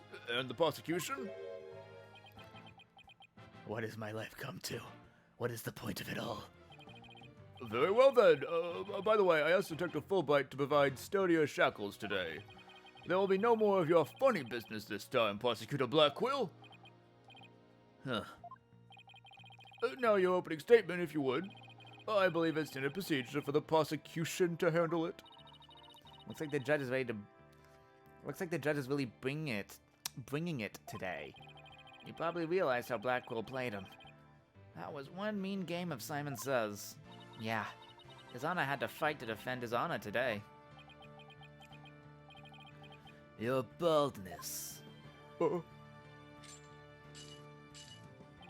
It's plain to see that you've always dreamed of delivering an epic opening statement. I have? Oh, I don't know if I'd say that. Why, of course you have. I saw it in your eyes the last time you gave the opening statement. That was the look of someone who yearns deeply for the thrill of an epic opening statement. For decades now, you have been watching opening statements from your bench. They were the crown jewels of the court, the one thing you could not possess. The crown jewels of the court? Now, at long last, they are within your grasp. How could you possibly refuse? Oh, so you don't mind if I do it then? I'll make a special exception. Just this once. Here we go again. Yep, more of Blackwell's mind games. Well, in that case, I think I might go ahead and make the opening statement myself. In yesterday's session, we learned the shocking truth that... the victim, Alderman Rex QB, was the amazing Ninetales. We also learned that the amazing Ninetales was a key figure in the yokai craze and anti-merger protests. It was further revealed that upon learning Rex and QB's secret identity, Damien Tenma murdered him. The fact that the crime took place in a tightly locked room was also brought to light. And the only people that in that tightly locked room was the defendant and the victim. The defense proposed the existence of a hypothetical third party, but further investigation revealed no proof of a third party who had escaped the room. We must conclude that the evidence against the defendant is, well, conclusive. Did I say something wrong? That was quite astonishing. You've truly outdone yourself this time. Oh, one more thing to boast about to my grandchild. Well, this is not an unexpected turn of events. But now then, it seems the prosecution has called a new witness to testify. The inexplicable yokai evidence left at the scene of the crime. Well, does that not demand some sort of explanation? The feathers and tracks, were those left by the mayor while he was possessed? That was but an act to protect his daughter. Oh, yes, of course. I had suspected as much. Wait, did he actually believe the mayor's award-winning performance? His daughter was the one who planted the yokai evidence. The true identity of the yokai in the manor was the mayor's maid, Jinxie Tenma. Objection! The prosecution is engaging in mere conjecture. Would you care for some witness testimony then? For I am ready to prove that little scamp is the one behind the Tenma force. Witness testimony? I'll bet he means Filch and that creep LaBelle. Very well then. Bailiff, would you bring in the first witness? More Filch. I gave Filch too scraggly of a voice, because now it is murdering me. Mr. Filch, you made quite the hasty exit yesterday. See that it does not happen again today? I've been known for my hasty retreat since I was a kid. Bit of a trademark of mine. Indeed, you managed to give a total of 5 bailiffs the slip. Like those amateurs could have nabbed me. Yipes. Perhaps we should shackle you by the neck. That would keep you in place. Yipes! No, please! I'm liable to whip my own head off if I start running. Your statement, now. Yes, sir. Blackhead, sir. Blackhead? He's a zit. He may beat a hasty retreat, but there's no escaping Prosecutor Blackwell. Yeah, and Blackwell doesn't strike me as the give-up-easy type. Now then, Mr. Filch, your testimony, please. Specifically, the true nature of the yokai you saw in the manor shortly after the crime.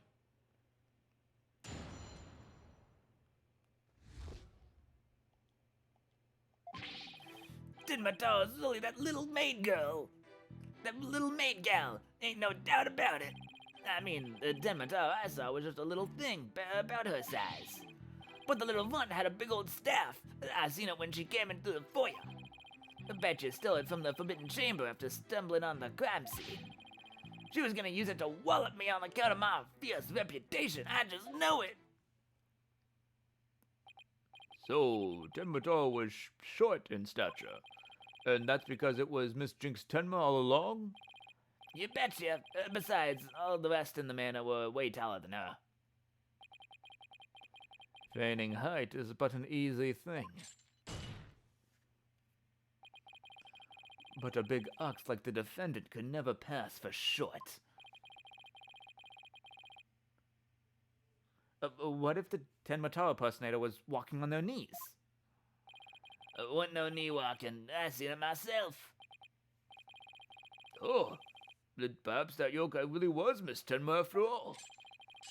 All monsters are naught but tricks, either of their mind or the cheap parlor variety. So you're saying she created an illusion like one of those magical eye things? Precisely.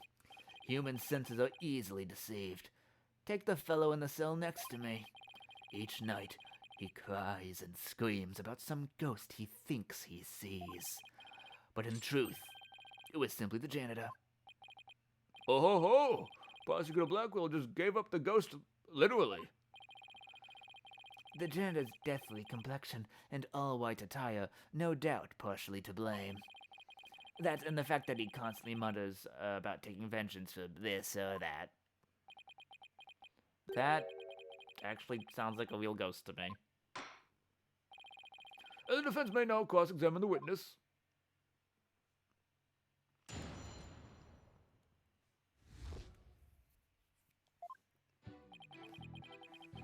The little maid gal, ain't no doubt about it.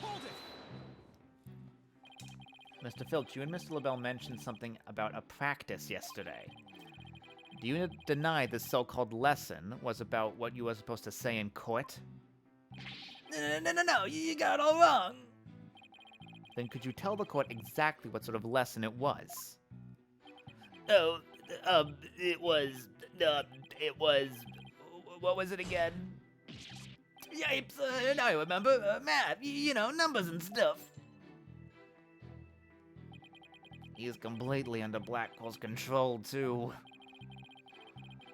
Anyway, that Tenma was little maid gal, what's the difference? It was just a little thing about her size. Definitely pressing that. 'Cause that's a lie. I take it you got a good look at how tall Tenma. I take it you got a good look at how tall the Tenma impersonator was? You betcha. I got a habit of sizing people up. I can even give you a primer how to pull it off. All under the table, Natch. I got a knack for figuring out where the people's pockets are and how much money they have. I size them real good before I relieve them of their valuables. You just admitted to being a pickpocket right in here in court. Does the witness hold that this Tenma entered the foyer? Darn right I do.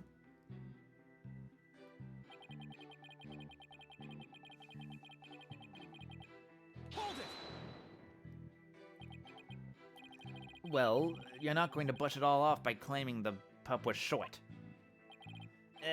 Must have a raw nerve because you ain't that tall yourself.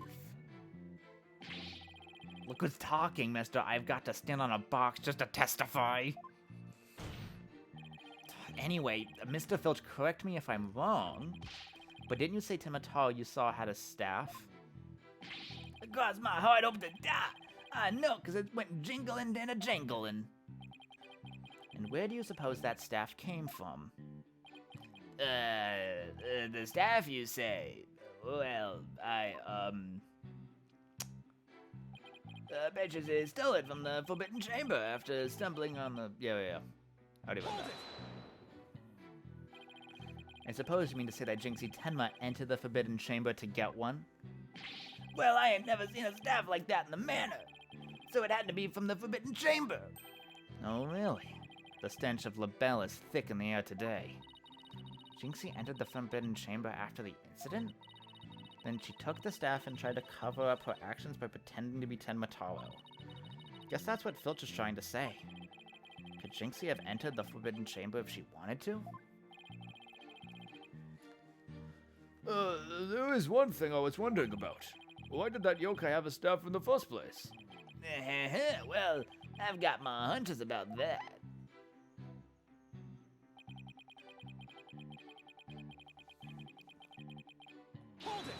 So I think the fourth one is the suspicion. Wallop you. And why would the so-called yokai want to do that? That little maid girl never did like me. She always hightails it when I come around, or she sticks these weird papers on my noggin. She probably thinks of him as the dreaded Tanuki monster of QB Manor or something. We need to prove that Jinxie isn't Tenma. No idea what we're gonna do to do that. All we have to do is prove that it was impossible for Jinxie to turn into Tenma.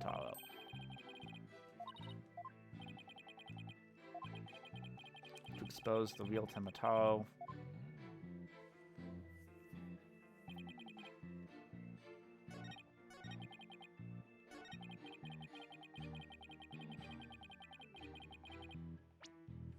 So what relates to the chamber? So it's not this, not this.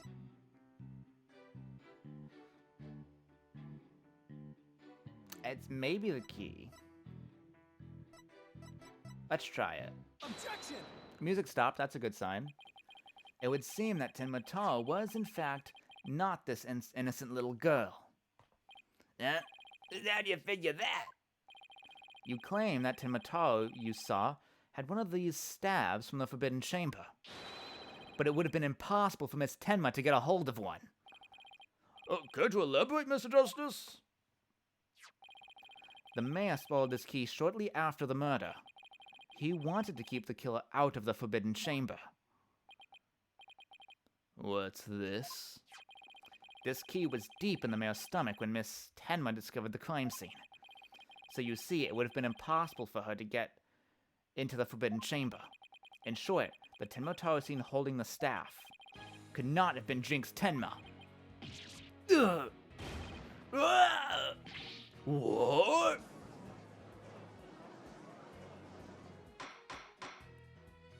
But, then who does this defense believe was impersonating Tenmataro? Our Tenmataro impersonation is none other than Mr. Tenma's aide. Such an accusations beg evidence. Aside from this ghastly appearance, can you prove that that he is the yokai we seek? Yes, in fact I can. Oh, very well, let's see what the defense is going with this. Mr. Justice, please show us proof as the true identity of the Tenmataro impersonator. This one, because it was in the chamber. Take that! We found this hand cream in the Forbidden Chamber. And we know that whoever was Tenmataro took one of the stabs out of there. In short, I believe whoever this hand cream belongs to is the yokai impersonator we're looking for. Oh, but Mr. Justice, how do you propose to identify the hand cream's owner? I'm glad you asked, Your Honor. Defense requests a fingerprint analysis on this piece of evidence. It might tell us who it belongs to. Interesting. So you expect to find the yokai's prints there? Very well. I hereby call a short recess while we wait for the fingerprint results. No need for that, Your Boldness. We have the prints of everyone at the manor that day. You called Prosecutor Blackquill? Could anyone be more whipped? Fulbright, analyze this for prints. You have 3 minutes. Your wish is my command. Very well then. I guess we'll just wait right here.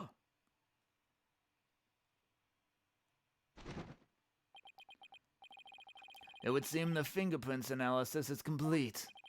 What do the results show? What in the world?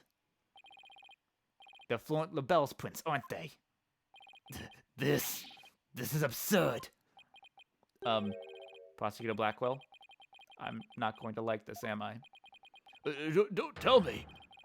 They're Tenmataro's prints? Fingerprints analysis have revealed that the prints belong to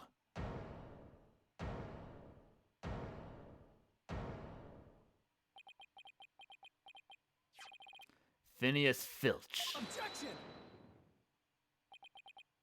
Wait, what? What? Then Mr. LaBelle wasn't the one who entered the Forbidden Chamber? Objection! Why, you tricksy little tanuki. Explain yourself now. Them prints are mine. I mean, I did bill for that hand cream from Mr. LaBelle after all. So you're the one who entered the Forbidden Chamber? So what if I did? Got a problem with it? Yikes! You fool of a tanuki.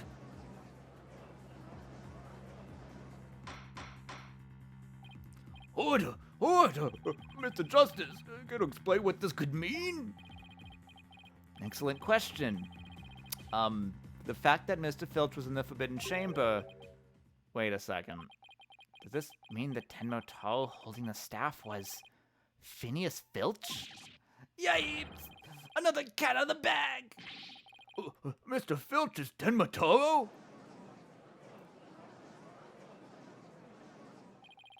I don't understand. Does this mean Mr. Filch is the real killer? The witness will explain himself this instant. But begging your pardon, your honorship, but I was just doing what the alderman told me. He wanted me to be the Tenmoto in the village exorcism ritual. And you mean that event at the Nine Tails Vale Festival? So that was you inside the Tenmotaro costume? Yep, and after the event, I went to watch the pro wrestling program. But it bored me to tears on account of the wrestlers being complete jobbers. So he didn't actually watch the entire wrestling match? That's when I looked up at the Tenmotaro costume and had a great idea. Nobody can tell if it's me while I'm wearing it. And because of them superstitions, no matter what I do, the villagers won't say a word. In other words, you use the superstitions to effectively render yourself invisible. Why did you want to enter the Forbidden Chamber in the first place? Because I would treasure there. Thought that was my big chance to sneak on in and nab it. Treasure? Yeah. Only that since the greatest get-rich-quick chance in the universe. Grandpappy told me all about it. Said that there's an amazing treasure in there. He went in there not knowing his grandfather had already pilfered it? Guess that's one tale that didn't get passed down from grandpappy to grandson. Wait, how exactly did you get into the Forbidden Chamber? There was a meeting in the Fox Chamber that day. Plus the mail swallowed the only key that could open the Forbidden Chamber's door. You couldn't have possibly gotten in. I could through the event in the foyer. The vents left the alderman's picture. It was on and made a nice little hole. Used that to get to the air duct that leads to the Forbidden Chamber, I did. You what? But how's that even possible? Wait a sec. Remember that air vent in the Forbidden Chamber? So Mr. Filch found a way to get to that air duct? And that's how we got from the foyer vent to the Forbidden Chamber vent. Oh, so Tenma Taro is nothing more than a cat burglar, or rather, a tanuki burglar. And we're back to being without anyone to charge for Alderman's murder. Looks like our so-called yokai is nothing more than one big troublemaker. Tell me, Mr. Filch, what did you do after fleeing to the foyer? I got out of that costume real quick. Would have just got trouble at that point. And where is that costume now? The heck if I know. And it ain't my fault if you never find it. The police searched every nook and cranny. No yokai costume was left in that manor. What if it was tossed outside the manor? Ah! No way. But maybe, just maybe? The defense seems to have hit upon an idea. Well, go on, Mr. Justice. Okay, here's what I think. Mr. Filch, did you get rid of the costume here? I mean the window, right? Did you toss it out the window? Because that would certainly explain why it didn't turn up inside the manor. You think I'd toss it out the window? That costume cost me a pretty penny. So why would I go do something like that? I can think of a few reasons. Any bright ideas, Apollo? Well, assuming the costume really was tossed out from the window, then the next question would be, what happened to it after that? If I'm right, I might have just the thing to prove what happened to the costume. Phineas Filch, I have just the evidence for you. You do? This evidence proves you got rid of your Tenma Taro costume through the window. I mean, it could be the special edition paper.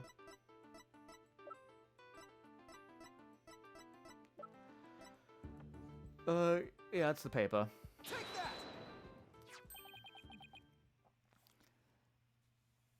That's Tenma flying through the sky. Just how does that prove Mr. Filch threw his costume out the window? It's quite simple. That's not Tenma in the photo. It's the costume Mr. Filch threw out. That's crazy, Doc. You ain't serious, are ya? There's a steep cliff right outside the foyer window, meaning the manor is pretty high up. The costume flew through the air after it was tossed out, and that's when the photo was taken. In other words, the photo of Tenma really was a flight of fancy. What? Yikes! Oh my! So there really never was a yokai? No, I couldn't keep any of them cats bagged. Can I still file a claim for the lost costume? This more than proves the defense position. Jinxie Tenma had nothing to do with staging the yokai sighting. Care to raise any objections, Prosecutor Blackquill? None whatsoever. I'll deal with that Trixie Tanuki after I've dealt with this case. Yeah. We did it! Get going. Now all I have to do is make Fluent LaBelle take the stand. Objection! Sheathing the sword is a bit early. Sheathing the sword a bit early, are we not? Huh? Nothing has been proven beyond a doubt. Take this tricksy little Tanuki, for instance. How do you suppose he was able to exit the Forbidden Chamber? Probably the same way he got in, through the chamber's air vent. And what other feats and tracks at the and what of the feats and what of the feathers and tracks at the scene of the crime? They would suggest that Tanuki exited through the chamber door, not the air vent. Objection! But the Forbidden Chamber doesn't open from the inside. So what you're saying makes no sense. Right? Huh. Someone on the outside opened the door for you. Isn't that right? Yep, that's right, Mr. Blackjack. The door suddenly sprang right open. Sprung right open? Who was on the other side? Didn't get a good look on account of the sudden glare. Like how the reflection from my head blinds fellow moviegoers emerging from the dark. That's when I'd snatched that staff and made my daring escape. Then that little maid gal spotted me as I hightailed it down the hall. That means the Forbidden Chamber wasn't open until after the crime was discovered. But wait. We still don't know who opened it. And maybe there really was a third person in the Fox Chamber. Objection!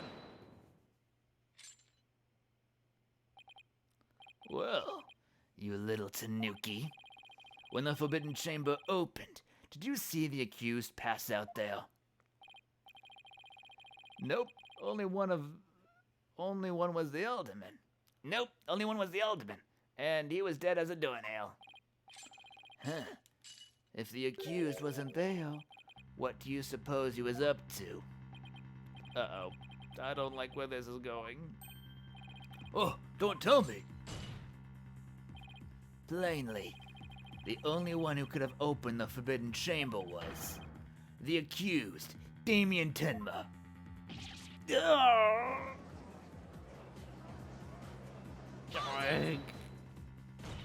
Wait a second. There had to be someone else besides Mayor Tenma there. Really? And who might that be? No, well, that would be... Objection! It seems our feisty little lass has forgotten the most important thing. Evidence.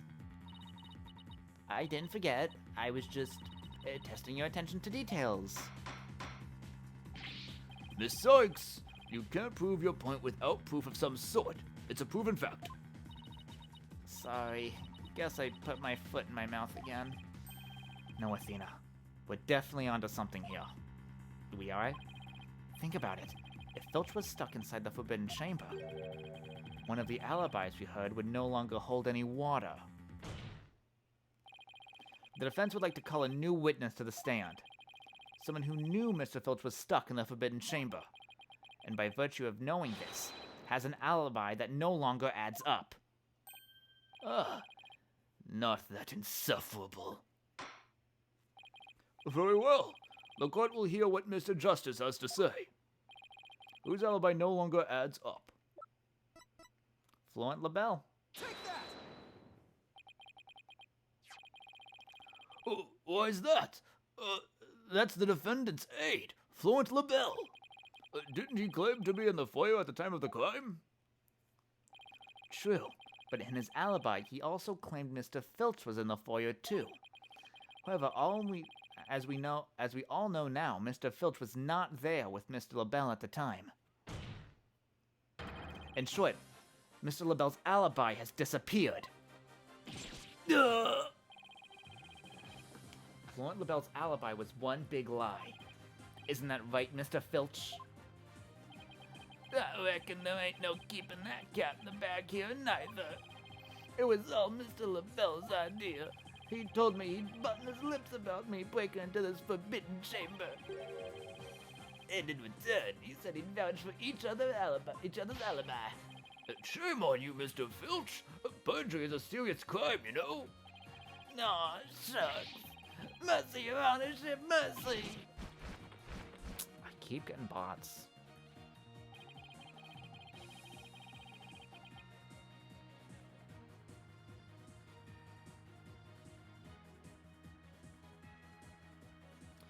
I also assert the person who opened the Forbidden Chamber for Mr. Filch was none other than Fluent LaBelle. After all, his alibi has just been proven to be a complete fabrication. I see. We will take a 20-minute recess.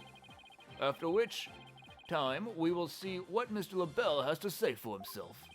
Yes, we're finally going to drag that slippery snake onto the stand. In the meantime, the prosecution will question Mr. LaBelle about these new allegations.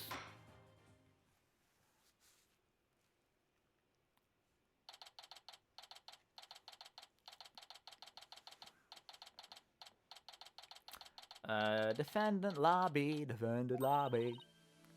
We did, Apollo. We finally dragged Mr. LaBelle into court. Yeah.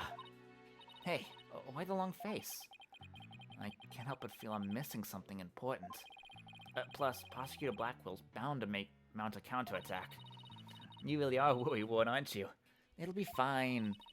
That mystery figure who opened the Forbidden Chamber for Mr. Filch had to have been Fluent LaBelle. I know, but that's not what's bugging me. I wish I could put my finger on it, though.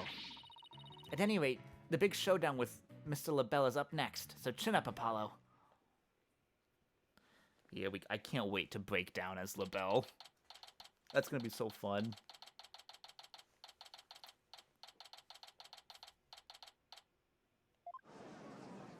Oh, he's green now. Court is back in session. Our next witness is...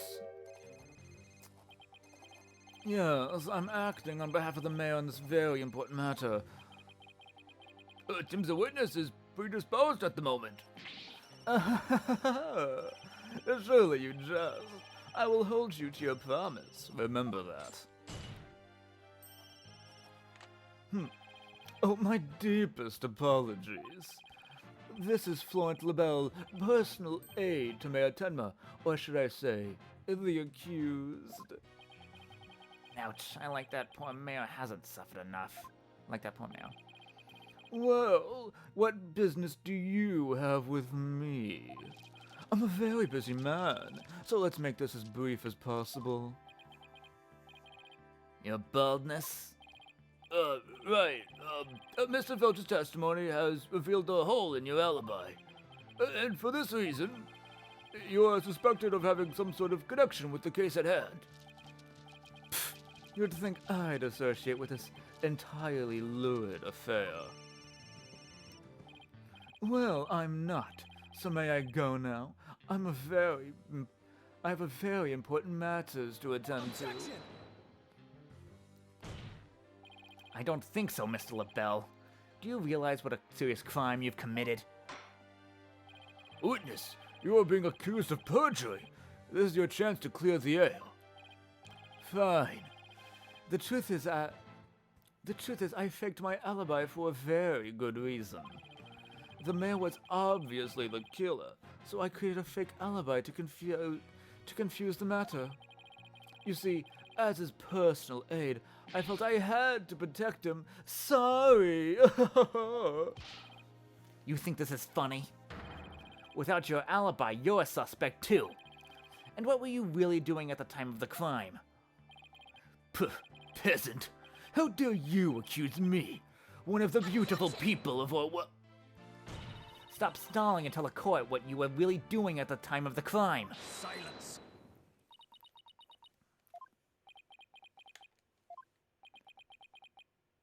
Enough jabbering. Swords have been drawn. Time for talk is past. Swords? What swords? This is a duel to the death. The fate of the accused rests in our hands. Begone, ye of cowardly hearts! The battlefield hath no place for ye! Again? Oh my! Spare me, please!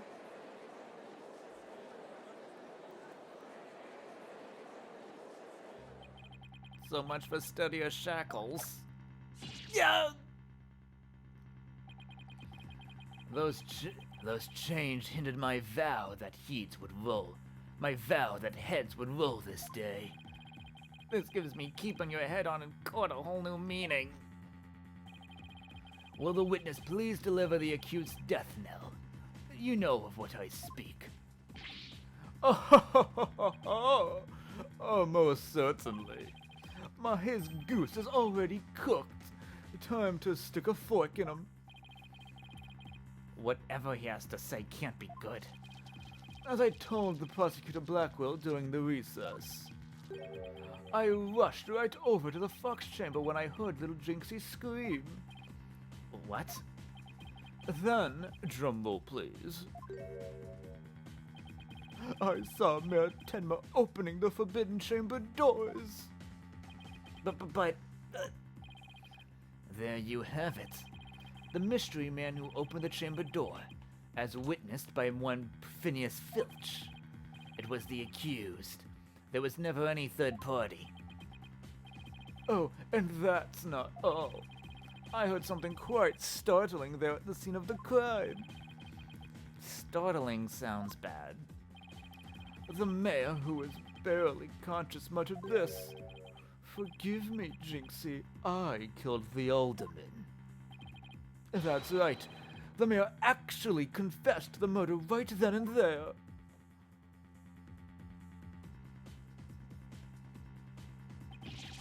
He confessed?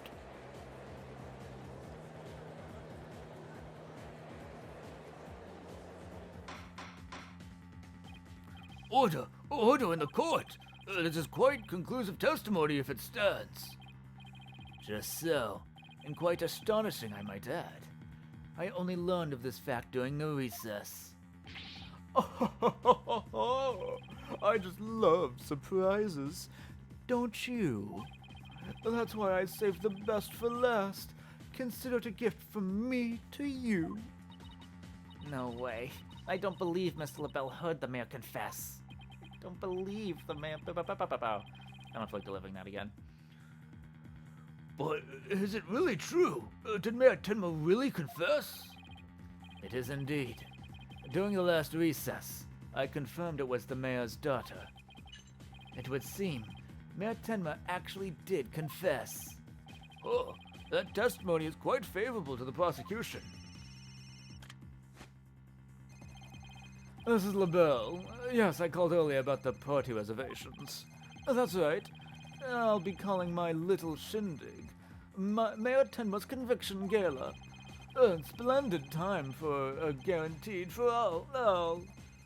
A splendid time is guaranteed for all. All but the mayor and his defense. Well, as it seems our witness is very busy. Is a very busy man. Let's get right to his testimony. Mr. LaBelle, please tell us what you saw when you came upon the scene of the crime.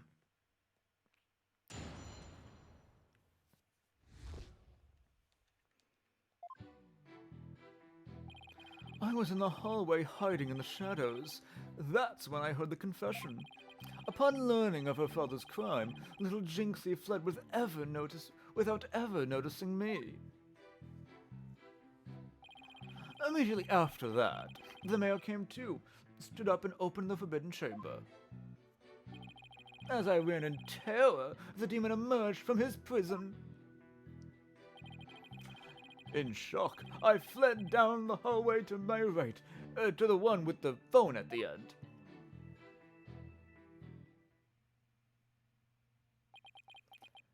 I must say, this is a shocking revelation. Quite unexpected. To think the defendant actually confessed then and there to his crime. Perhaps the guilt was too much to bear, so he confided in his daughter. You do realize you should not have withheld such crucial testimony from the court. Once again, sorry. I feared being accused if I mentioned I feared being accused if I mentioned coming up the most unpleasant scene. Ugh, why did the mayor's confession have to be brought up by this guy? We better do something before the judge declares the mayor guilty. Huh. As a death row inmate once told me in years gone by, there was a time to fight and a time to yield, a time to live and a time to die. Ugh, he's laying it on real thick now. The defense may now cross-examine the witness.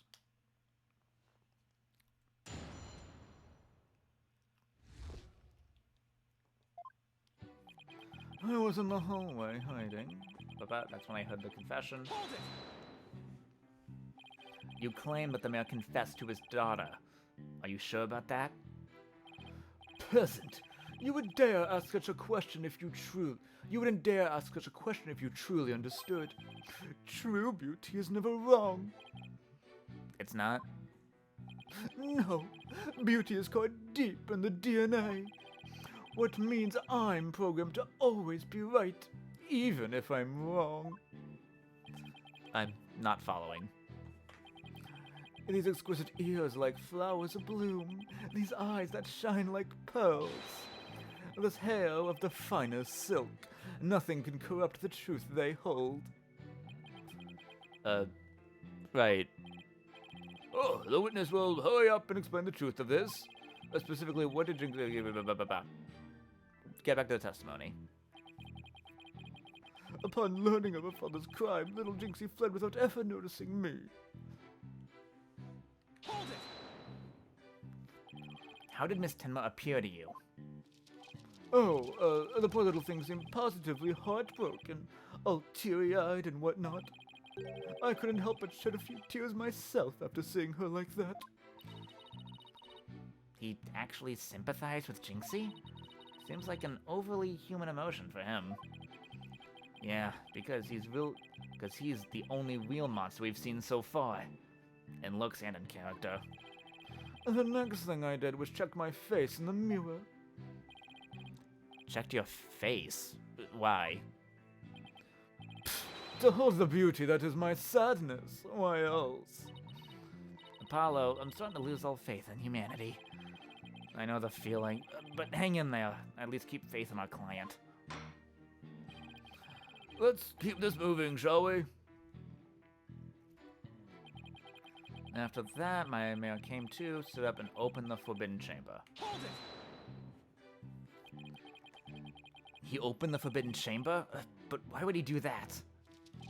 Who knows? Maybe he wanted to free the demon Tenmataro. The courtroom is no place for fairy tales. Remember, you are under oath. Hello, LaBelle speaking. Yes, I will certainly explore the matter. Toodles. Now, where were we again? You were going to tell us the reason why the mayor opened the forbidden chamber. Oh yes, of course. Hello, this is LaBelle. Oh, a good one, sir. You're an absolute riot. Okay, bye. You were saying? Never mind. This is a waste of time. He's just going to tell more lies. The witness will focus on his testimony, not his phone calls. Well, after that...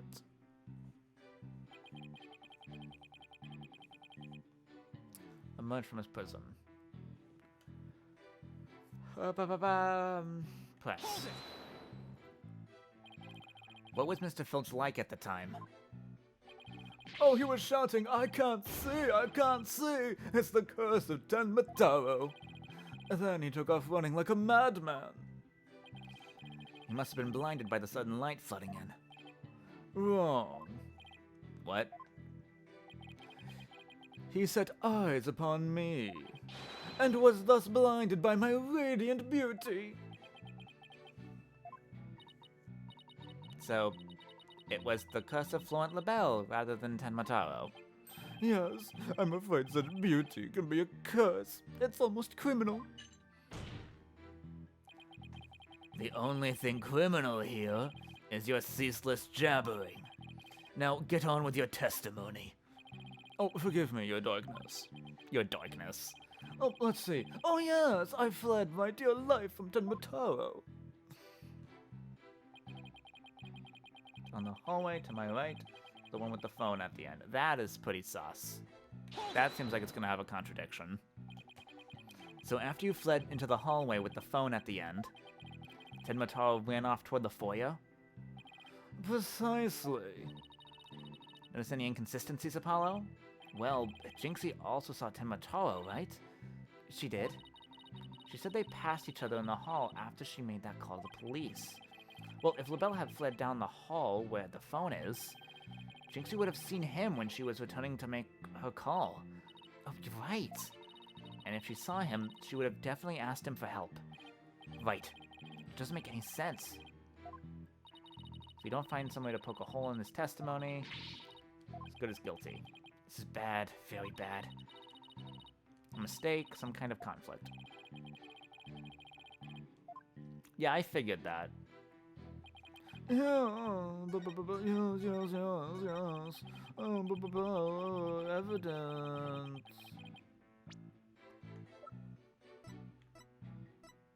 No.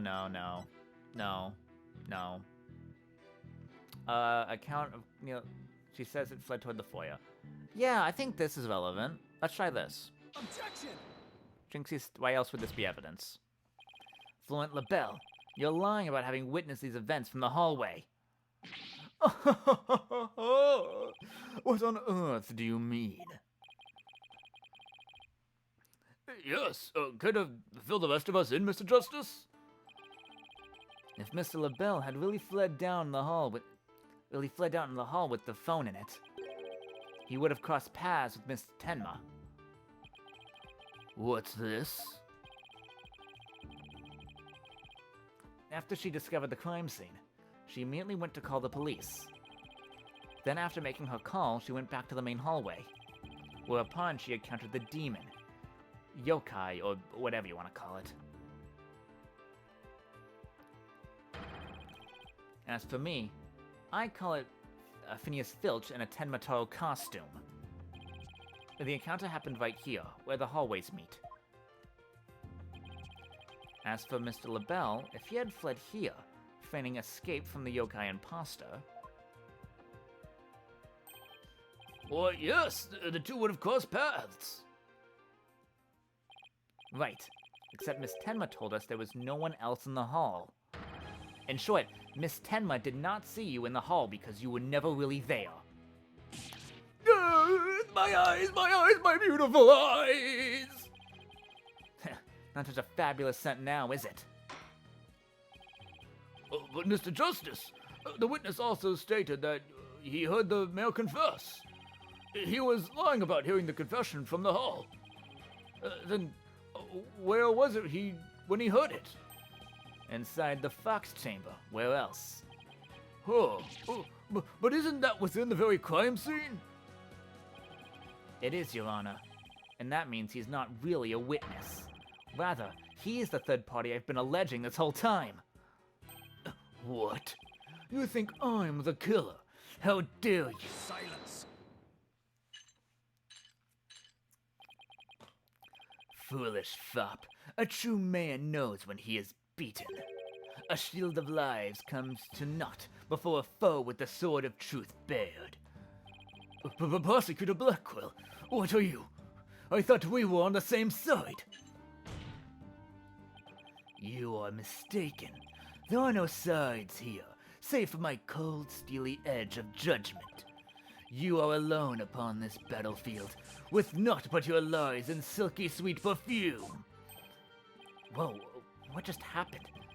Blackwell's really tearing into him. You heard the mayor's confession from the inside, did you not, you deviant dandy? Deviant dandy. From the sole location from which you could have seen and heard the mayor and the Tanuki. Without either of them noticing you. Without either of them noticing you were right there in the Fox Chamber. Oh my. So that's how it's going to be. Fine, I'll come clean then. Seriously? You admit to being there in the Fox Chamber? I do. I did enter the room after the murder. But it was after being falsely accused, so I lied about it.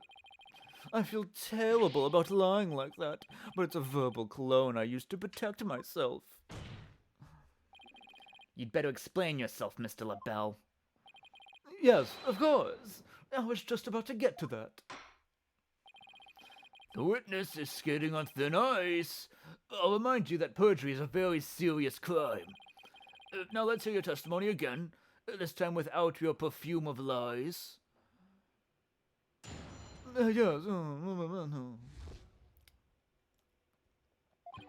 I did enter the Fox Chamber after the murder, but I didn't enter until after Jinxie had heard the confession and left. I heard the mayor groan and hid behind the folding screen there.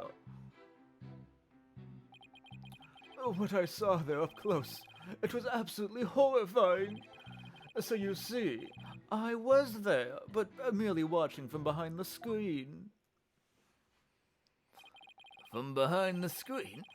Why, yes, I believe you wouldn't have been spotted if you were there. Just so. How he could see everything without being spotted by the victim or that Tanuki Filch.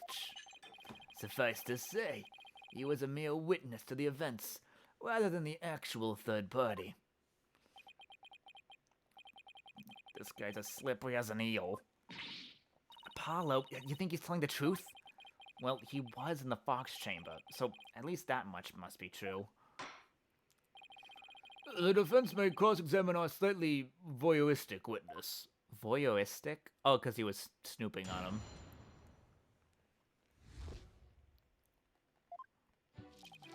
I did enter the Fox Chamber after the murder. Hold it!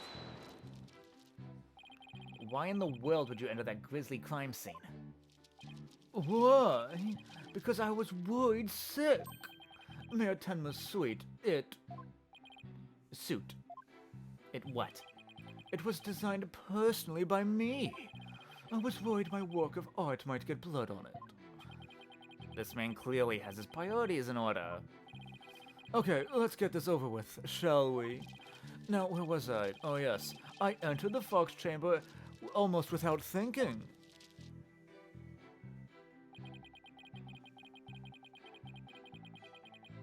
Hold it! Why didn't you enter right away?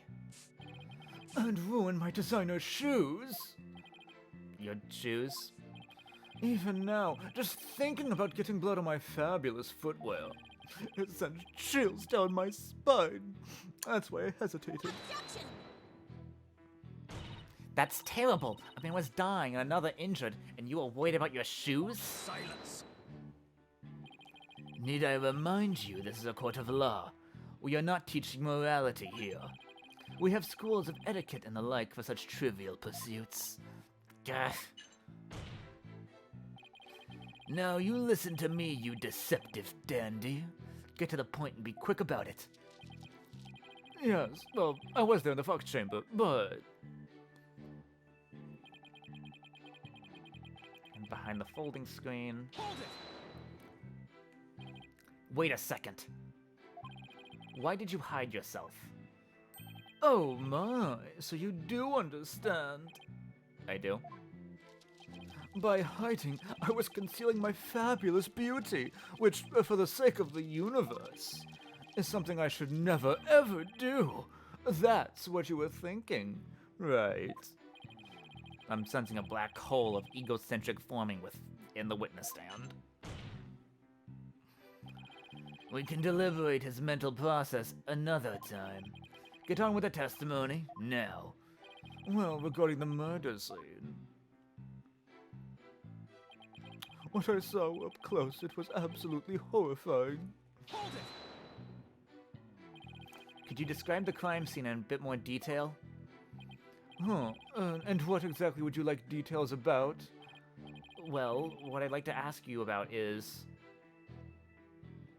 Ooh, okay, so this is the right track. The feathers and tracks.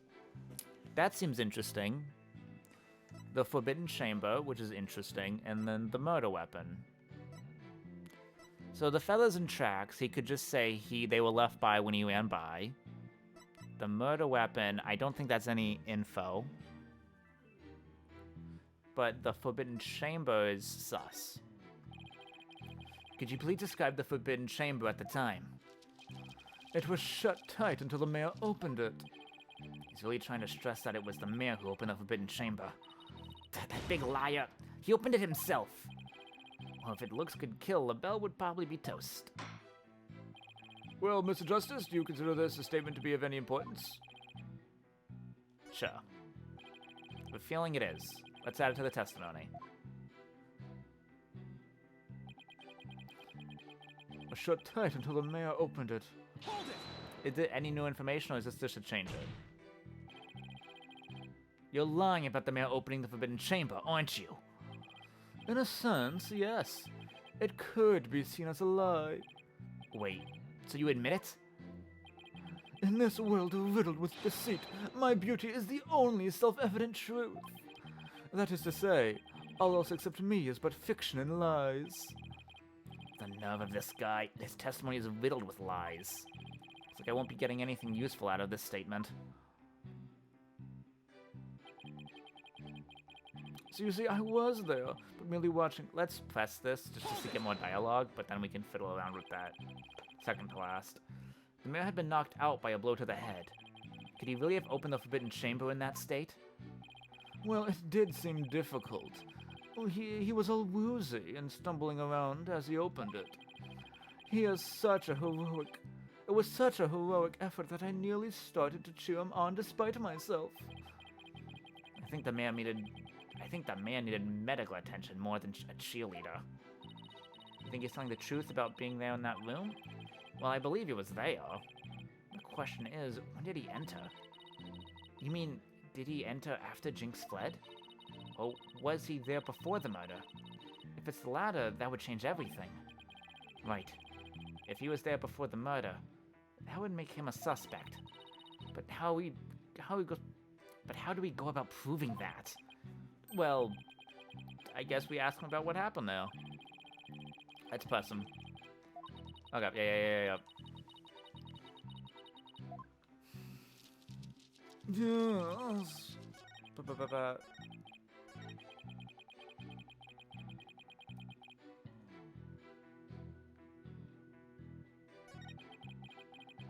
Okay, let's do this one again, so to change the line. I don't think we're gonna actually get much from that door. A bit more detail. Let's do the feathers and tracks, because if he slips up with that.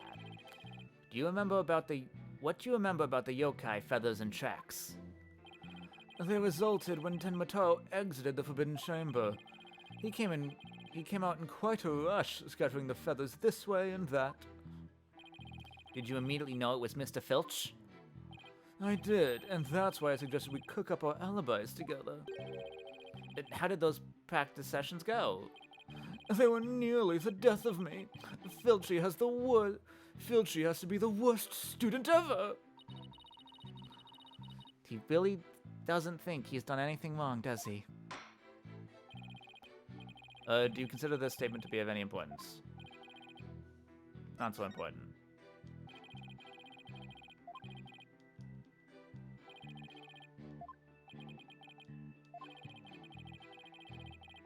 I would just like to add that it was a terribly grisly scene that as I've described. Okay, let's try the third option. Hold it!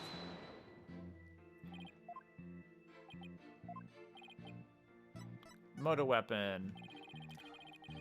Could you describe the state of the weapon that had been used at the scene? The spear had been thrust all the way through Alderman Cuby. Then there was that statue the Alderman used to bludgeon Mayor Tenma.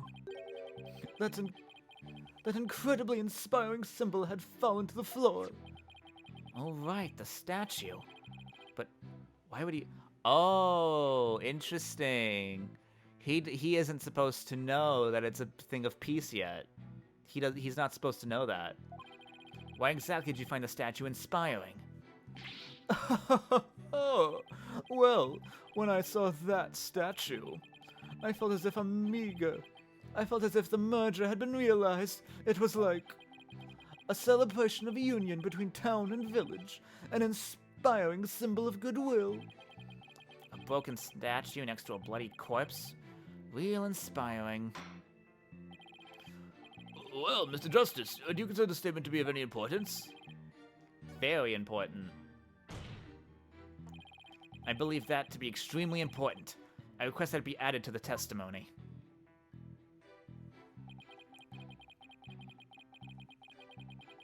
Oh, let's press that. Hold it!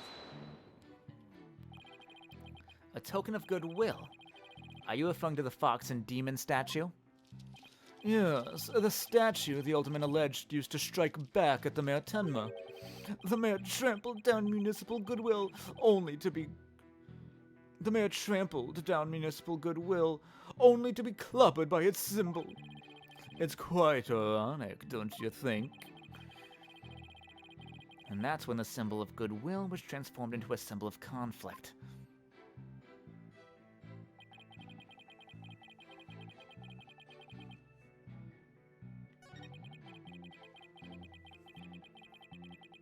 Yeah, let's present. I think I just present the statue. Jinxie is now the only one who knows what it originally looked like. Objection! Your lies have finally betrayed you, Mr. LaBelle. What possibly could you mean? You said the statue was like a celebration of a union between town and village. Isn't that correct? It is indeed, but what of it? The two yokai are joining hands in goodwill. As if they were celebrating the municipal merger. Something the matter? So, how did you really know that the statue was meant to be a symbol of goodwill again? What? Justice Dono, explain yourself, and make it quick. This statue was meant to symbolize goodwill in its original form, but that was a secret. A secret? Whatever do you mean? And what I mean is that it broke when Tenma used it to strike Mayor Tenma on the... What I mean is that it broke when someone used it to strike Mayor Tenma on the head. What's left clearly makes it look like the two yokai are battling it out. The statue's secret and its true form were lost inside that locked room. For Miss Tenma is the only living soul who should know what it once looked like. So, Mr. LaBelle, where could you have possibly seen the statue in its original form? What do you mean, where? The only possible answer is this. You saw the statue in its original form. Right there in the room where the alderman was murdered before it was broken. How dare you? Mr. Justice, are you accusing the witness of some sort of crime? Yes. Yes, I am. Florent LaBelle. I accuse you of the murder of Alderman Rex Cuby.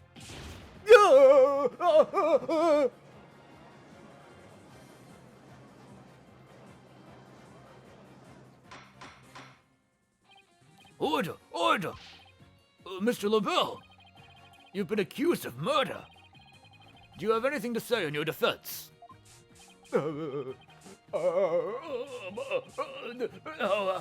How could you possibly accuse me? The embodiment of beauty. Way to go, Apollo. This is conclusive evidence we needed. Magnifico. We've got you now. We know you killed the alderman. Now admit it. Silence.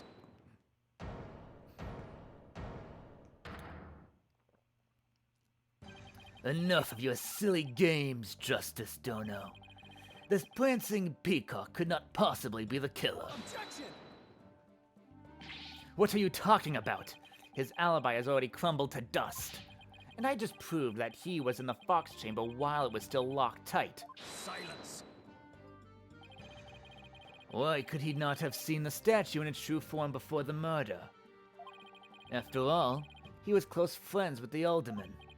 Ergo. Yes, that's right. I clearly remember it now. Alderman Cuby told me about it. About the statue about what the statue actually looked like. I mean, he was a good friend of mine. Yeah, right. He wouldn't show you a secret gift just like that. Silence. Moreover, it has already been proven that he was not present at the scene of the crime. It has? Forgetting, have we? Or call the little scamp's statement, if you will. When Jinxie Tenma unlocked the Fox chamber, she saw the alderman and the mayor collapse therein, and no one else. Oh, dang it. The fact is, it was you two who made that apparent in yesterday's court session. Thus, Florent LaBelle could not possibly have been in that locked room. No. Oh. I just don't get it. How could Jinxie not have seen LaBelle?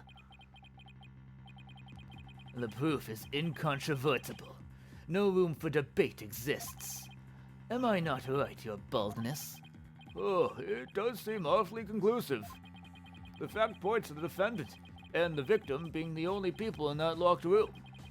Moreover, the defendant has already confessed. Objection! Silence. You cannot defend the indefensible. Your role in this charade is over, Justice Dono. But... Your baldness. This trial would last an eternity if we were to keep crossing blades with these simpletons. It is high time you brought down the hammer of justice. A point well made. I believe it's time to declare a verdict. This courtroom finds the defendant, Damien Tenma.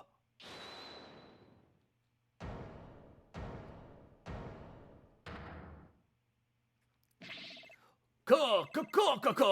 It would seem that my time is at hand. But Mayor Tenma. Counselor, there is a matter of which I must testify. I recall it now only for your good graces. The counselor? Oh, right, he must mean me. Has he finally remembered what happened before that blow to his head? Bailiff, don't just stand there, seize him. It's no good, I can't restrain him. Caw! Know me in despair, for I am Tenma Taro, Dark Lord of the Yokai!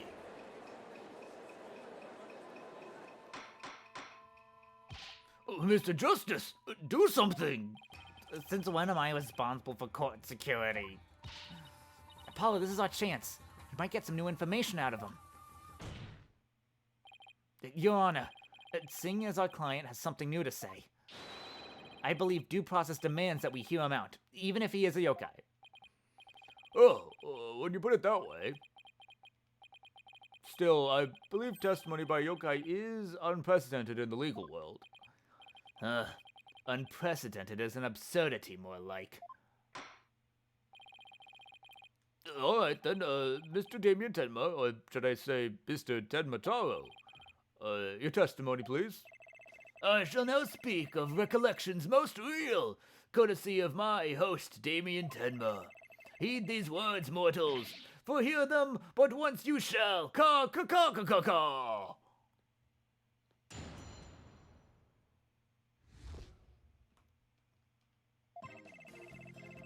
Barely conscious was Damien there amid the darkness. Suddenly, two yokai did appear.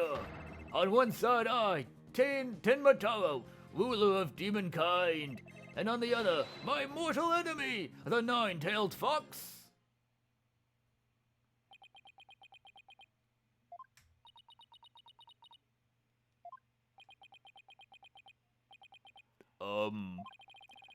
So is the defendant asserting that the room he was in was very dark at the time, or?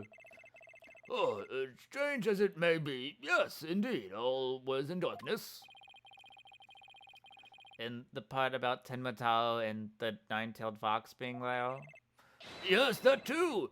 Tenmatao towered overhead, and the nine-tailed fox glittered gold. I call animal abuse, Your Honor.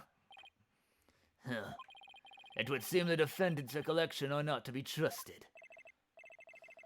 Yes, well, truth be told, my host's recollection are still a bit fuzzy. As if half dreamt. That happening lingers in his mind. Apollo, maybe I can help here. Really? Oh, you mean the... Yeah, I can hear it. The discord in his heart. Unusual emotion in the mayor's memory of the event. Mechanics. I hope the findings don't come back to haunt us again.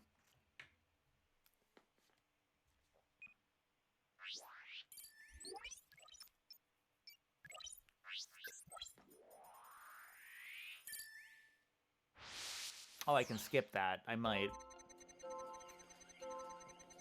Barely conscious was Damien darkness amid the darkness, and he was sad. Suddenly, two yokai did appear. Now he's sad and confused.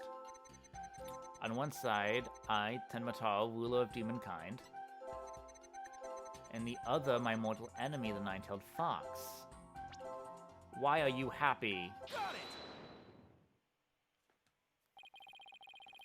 When the nine-tailed fox appeared, you not only experienced shock and sadness, but also something like joy as well. Joy? Perhaps it was joy at the light coming to my eyes at long last. A long and terrible creaking did pierce the silence. And then there was light. On reflection, it was a door that did produce that infernal racket. A creaking door? Oh, you must be talking about the Forbidden Chamber door.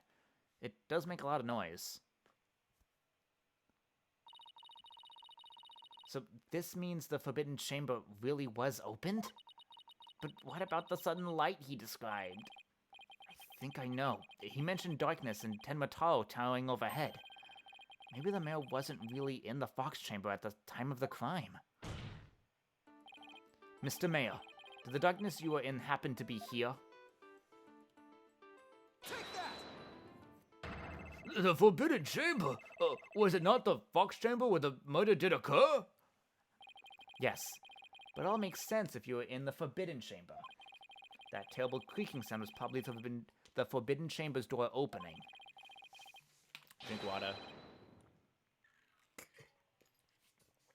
And the towering Tenmataro you saw? Most likely the Forbidden Chamber's statue. Why, yes, that would explain it.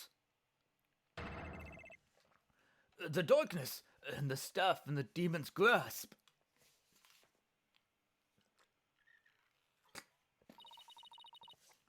But even if all that's true, then what about the nine-tailed fox? Maybe he was saying things?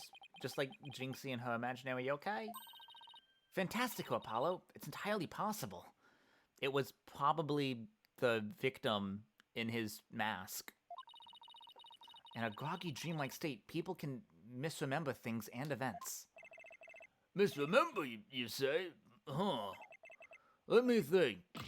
Oh, I do believe I remember now. That was not the nine-tailed fox. It was the amazing Ninetales. What? The Amazing Ninetales? At first, this is but a dream, I thought. Now, however, most clearly do I recall it. 'Twas the amazing Ninetales who did open the Forbidden Chamber door!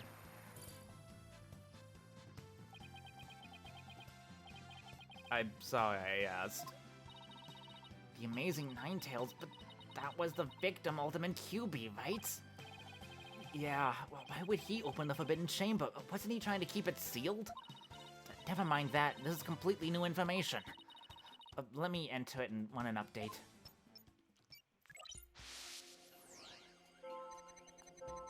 Barely conscious was Damien.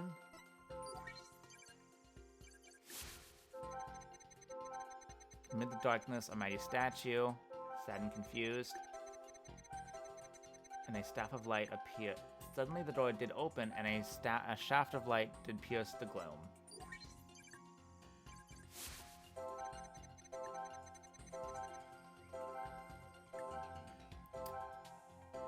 This is probably the one. Also, that's one hell of a picture. I'm coming in. Maybe confused, because he's very confused, but that's very normal.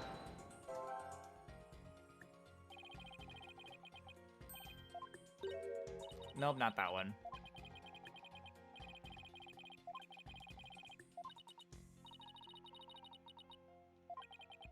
Where's Emo?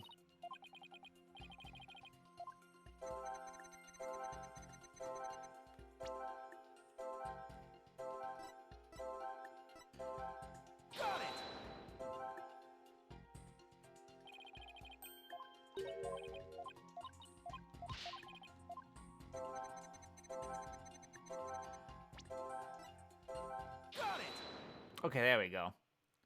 I mean, I imagine him being sad isn't that weird, because he's still unconscious, but... Well, not unconscious, but you know. When the Amazing Ninetales opened the chamber, banishing the darkness within, you felt joy, but didn't you also feel shock and sadness? Oh, yes. In the heavy depths of my mind, I do recollect something of that nature. I believe it was the Fiend's Cape of Red. For when I did behold it, a great wave of sadness did inexplicably wash over me. A cape of red? Apollo, we've reduced the noise level. Oh, but there's still a little left. Mayor Tenma, why were you sad when you saw the red cape? Oh, why indeed? What could this mean? I guess his memory is still a little spotty. I know because his latest recollection contradicts the evidence. Yeah, it's one of those contradictions that slaps you right across the face.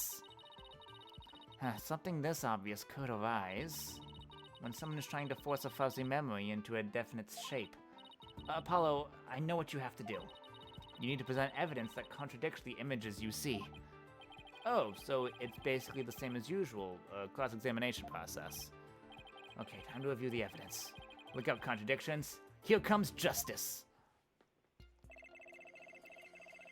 Okay, that's true. True. I don't know.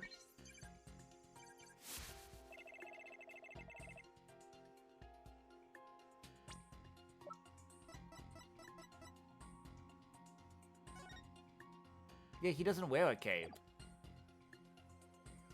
Objection! You said the Amazing Ninetales cape was red. Are you sure about that? Yes, well, I do believe it was a red cape I saw, but...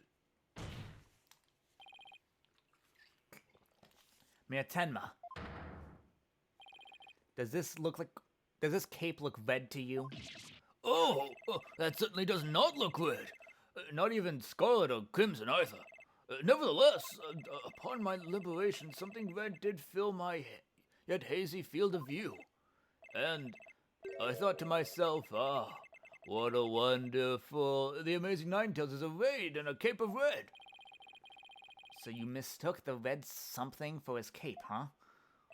Apparently so, and remembering it now brings a great sadness upon me. So the red something probably wasn't a cape after all. Maybe that great sadness he mentioned is what's interfering in his memory? Well, he wouldn't have seen the fox chamber behind the amazing Ninetales. What red object could he have seen there that would have been that shocking? Huh. I know! Could it have been... Mr. Mayor, was the red thing you saw this? I have no idea.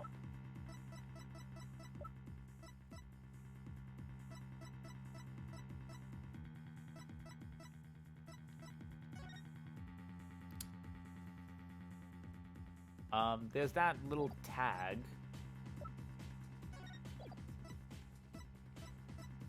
There's no way it's any of these things.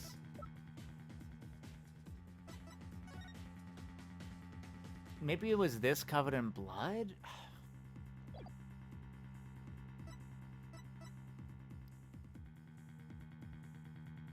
It's either like these two things in my head.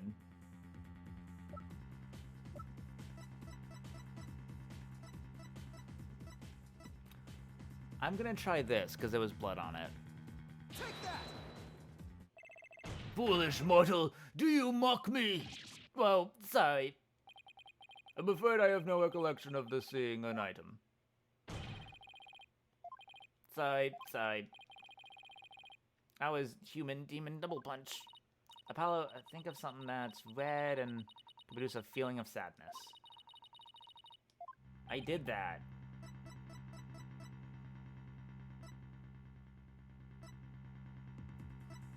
What would make him sad? Mine was thinking, like, was he wearing a red suit that day? And was LaBelle and... Maybe this? Like there was blood behind? Something red that could produce a deep sadness. Could it be Mr. Tenma? That what you saw was the Alderman's blood?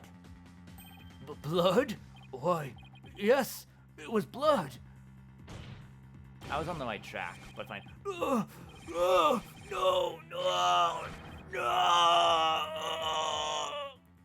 It's all coming back to me now. It wasn't a red cape that I saw. It was lying behind the amazing Ninetales. The Alderman's bloody body. What?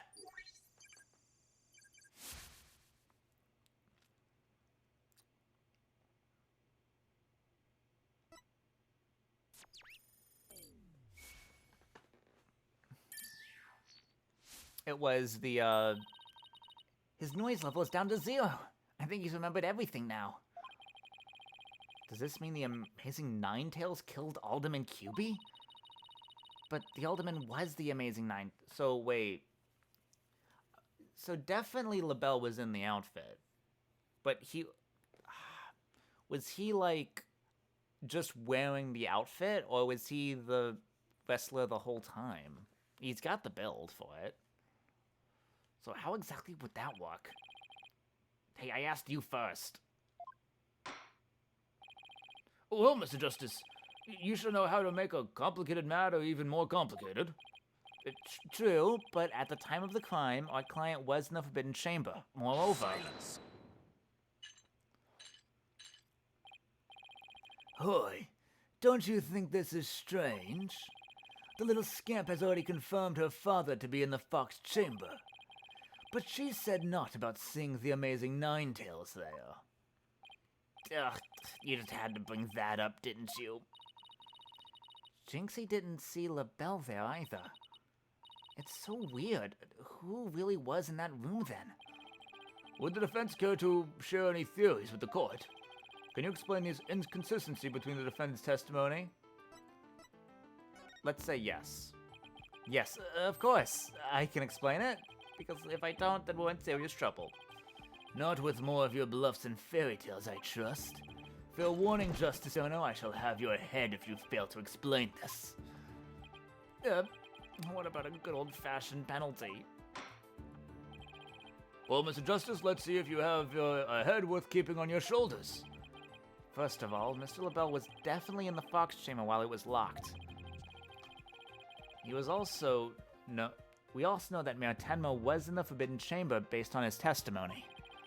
These two facts are crucial to my explanation. So let's consider the following question. If the facts point to Florent LaBelle and the victim being there at the scene, why did Jinx Tenma see the victim and her father, Mayor Tenma? Oh, a very good question indeed. And I suppose you have an answer for us? Sadly, you would be supposing wrong. You think she could have mistaken LaBelle for the mayor? Well, if she did, then the question is, why did she do that? Well, how about the explanation, Mr. Justice? I believe the time for questions is over. The defense asserts that Florent LaBelle was at the scene of the crime. However, Jinx Tenma has testified that she saw her father being collapsed there. She has, in fact, misremembered the event. What could have made her do so? She didn't get the rooms mixed up.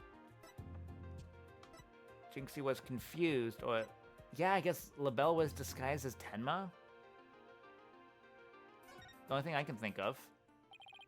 The figure Miss Tenma saw was not her father. It was Florent LaBelle disguised as Damien Tenma, which explains the confession. Silence. That is a complete impossibility. Their faces are utterly unalike. How could you explain that away with a mere disguise? Yes, they both do have incredibly distinctive faces. Maybe the disguise completely hid his face? I think Jinxie would have mentioned if she couldn't see her father's face. And if it wasn't that sort of disguise, wouldn't she have removed it? Oh, right. Your sword is as dull as your mind, Justice Dono. Shall I show you what a truly short blade is capable of? I think I'll bat.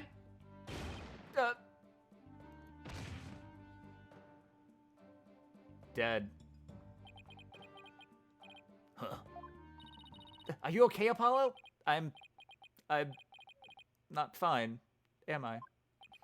Well, now that we have that little fairy tale out of the way, your baldness, your verdict, if you will. Mr. Justice, I believe it's time for a verdict if you have no further arguments. What's even left for me to do? Apollo, remember what Mr. Wright always says. So wait, did I say, okay, so I think there was no right answer. When you're stuck in a tight spot, turn the case upside down. Turn the case upside down? Huh. He does say that, doesn't he? But I don't quite see how it applies here. Still, it never hurts to give it a try, I guess. Let's see. Rather than Jinxie didn't remove the disguise, maybe she couldn't remove it? And rather than she didn't tell anyone about the disguise, maybe it was she couldn't talk about it.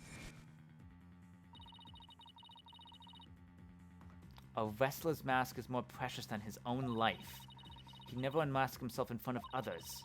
But there are matches where wrestlers battle for the right to remove each other's masks. So this is important. Okay, and yeah, of course it is. To have your mask torn off is the worst humiliation a wrestler could suffer.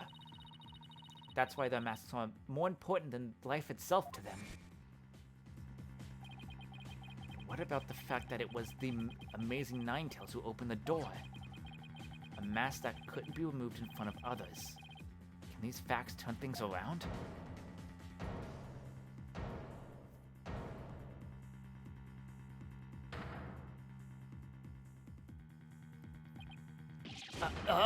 What?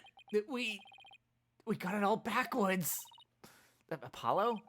I think we might have made a huge mistake. Your baldness. I see no need to further indulge them in your silly little farce. The defense has no proof. They never did any. They never did, and they never will. Oh, then it seems I must announce my verdict. Objection! I do have proof. do you now?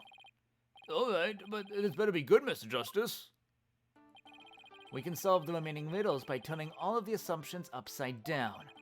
Why Jinxie Tenma mistook Mr. LaBelle for her father.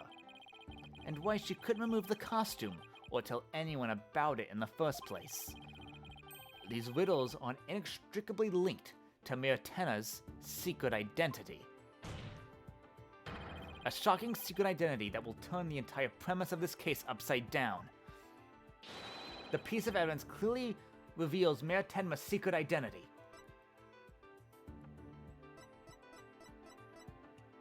Wait, Mirtena was the... I mean, it's this. Ugh! What absolute claptrap! The poppycock! Balderdash! We thought the alderman was the amazing Ninetales, and the mayor was Tenma Taro. And that's why we believe the mayor killed the alderman in his lust for Ninetales' veil. And it was the basis for the prosecution's entire case against our client. However, we got the whole thing backwards. Mayor Tenma wasn't Tenma Taro at all. He was the amazing Ninetales.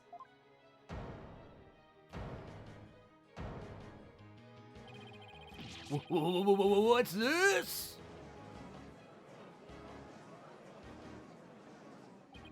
You best explain yourself, Justice Dono. And from where you derive such a far-fetched conclusion. Jinxie no doubt knew the true identity of the amazing Ninetales, but she couldn't tell anyone no matter what. That's why she didn't say it was the amazing Ninetales she saw passed out. Even though unbeknownst to her, it was really Florent LaBelle in disguise. Silence. Keep reading, Sawyer. You got this. The accused and the deceitful dandy are utterly dissimilar in physical build and voice. The little scamp would have seen the difference. Objection! Not that difference in build. Remember, Mr. LaBelle has his very own brand of cosmetics. Why couldn't he fake out different build too? And anyone speaking through a mask would naturally sound different. Silence. Why did she not simply pull the mask off? Objection! A masked wrestler's disguise is more precious than life itself. As a huge fan of the amazing Ninetales, she would never dare unmask him. Duh. Duh. Wah! Ooh-ah-ah-ah-ah. This case of mistaken identity also explains the riddle of the locked room. Then by all means, Mr. Justice, answer it for us already. First, Mr. LaBelle entered the room where the mayor and alderman were talking. I suspect he brought him coffee laced with some sort of sedative, once the alderman was out cold. Anime! That's when Mr. LaBelle killed him. Next, he took the mayor, who he had also drugged into the Forbidden Chamber. Then he returned to the Fox Chamber, slipped into some of the mayor's spare clothes, and completed the disguise by donning the mask of the Ninetales mask. With his entire charade in place, Mr. LaBelle then let out a scream. The scream that led Jinxie Tenma to the scene. So then, the person who said I killed Alderman QB was... Yep, that was Florent LaBelle in disguise. The mayor never actually confessed. Silence. Huh. This is no more than guesswork and speculation. Now stop your jabbering and... Objection! No, you twisted samurai. This time, you stop your jabbering and let me finish making my case. Duh. Duh. once Miss Tenma left the scene. Mr. LaBelle, still wearing the mayor's clothes and mask, opened the forbidden chamber, so he could drag the mayor back into the fox chamber. Oh, so the amazing Ninetales the mayor saw was... Right, it was LaBelle opening the forbidden chamber. The second time Mr. LaBelle opened the door to the forbidden chamber, he happened to catch the thieving Mr. Filch by surprise. Startled, Mr. Filch in his Tenma Taro disguise ran as fast as he could away from the room.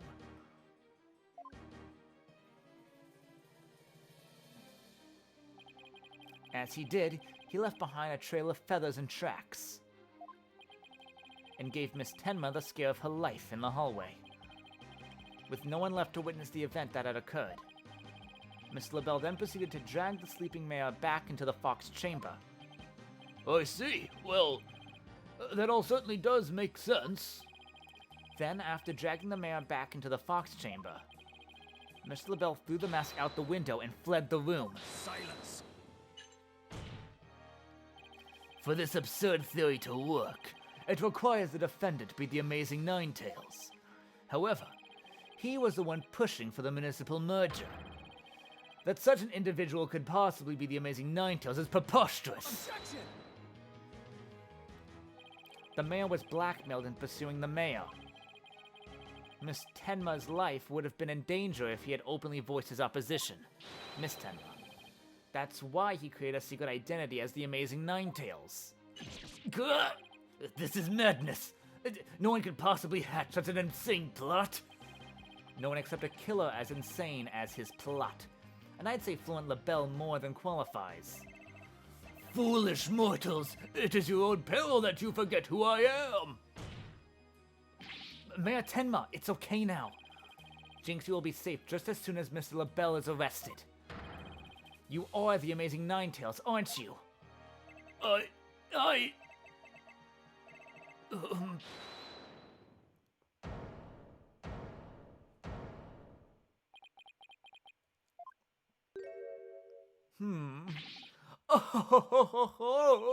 you have quite the active imagination. Mayor Tenma is not the amazing Ninetales. Objection! What do you mean? Also, why is your hair blonde again? Well, it has... Well, has the mayor admitted to it yet? But that's just... And even if he did admit to such nonsense, I would reveal the truth behind Tenma Taro right here and now. What? Why, you would dare reveal the secret?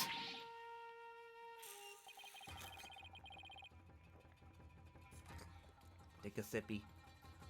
Oh, ha, ha, ha. My good friend, the alderman, told me all about it. But it wouldn't be good to expose the truth. What with the superstitions, now would it? The truth behind Tenma Taro? What's he talking about? So, go ahead, say it. Say I am the amazing Ninetales. I dare you. Good. Wait. Will somebody please explain what's going on here? Mayor Tenma will do anything to keep the truth behind Tenma Taro a secret. A dark, terrible truth that has been kept secret by the village superstitions. I need to take a break. I'm about to pass out. I'm gonna take a quick walk and maybe a bathroom break.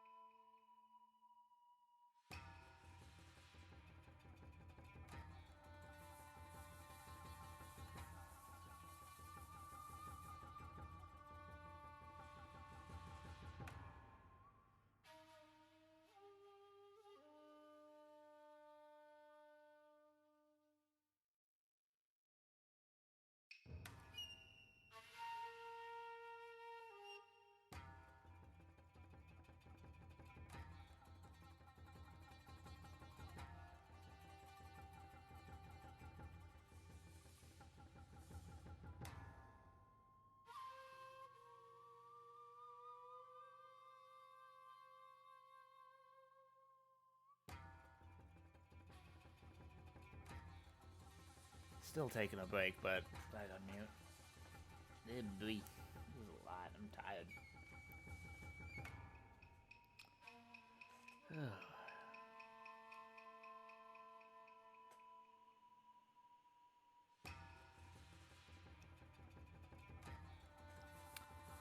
Well, this is an hour, and this is going on way longer than I thought it would.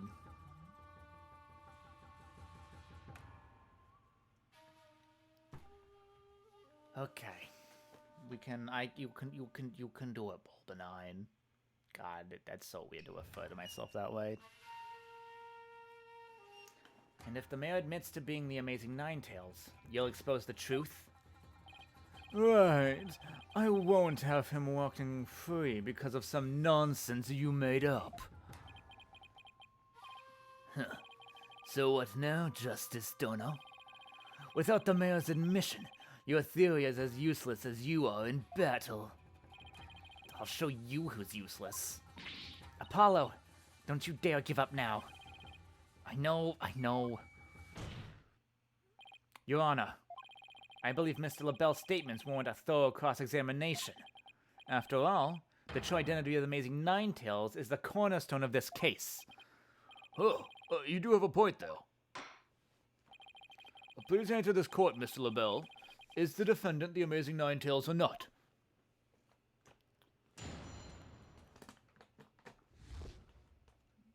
Also, he changed his hair back. The Amazing Ninetales' true identity is not Mayor Tenma. The mayor would never admit to such utter nonsense. But if he did admit to such nonsense, I'll expose the truth behind Tenma Taro, right here and now. And that would bring ruin upon Ninetales Vale, just as the superstitions say. Talk about out of the pot and into the fire. At this rate, the mayor will be found guilty for sure. Honestly speaking, if Mayor Damien Tenma is not the Amazing Ninetales, I'm afraid I don't see how the defense has much to care. The defense doesn't have much of a case here. Oh, ho, ho, ho. And let's leave it at that, shall we?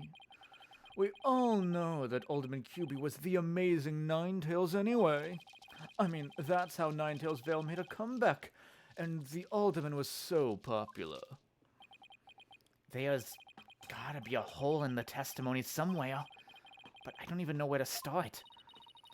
Since we don't have any proof that the mayor is the Amazing Ninetales, then we'll just have to get him to admit it himself. But if he admits it, LaBelle's going to expose the secret behind Tenma Taro. Duh, we're so close, I know it. The defense may cross-examine the witness.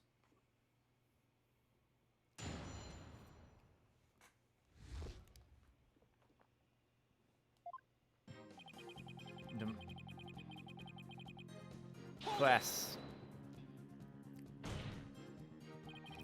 This whole case only makes sense if the mayor is the Amazing Ninetales.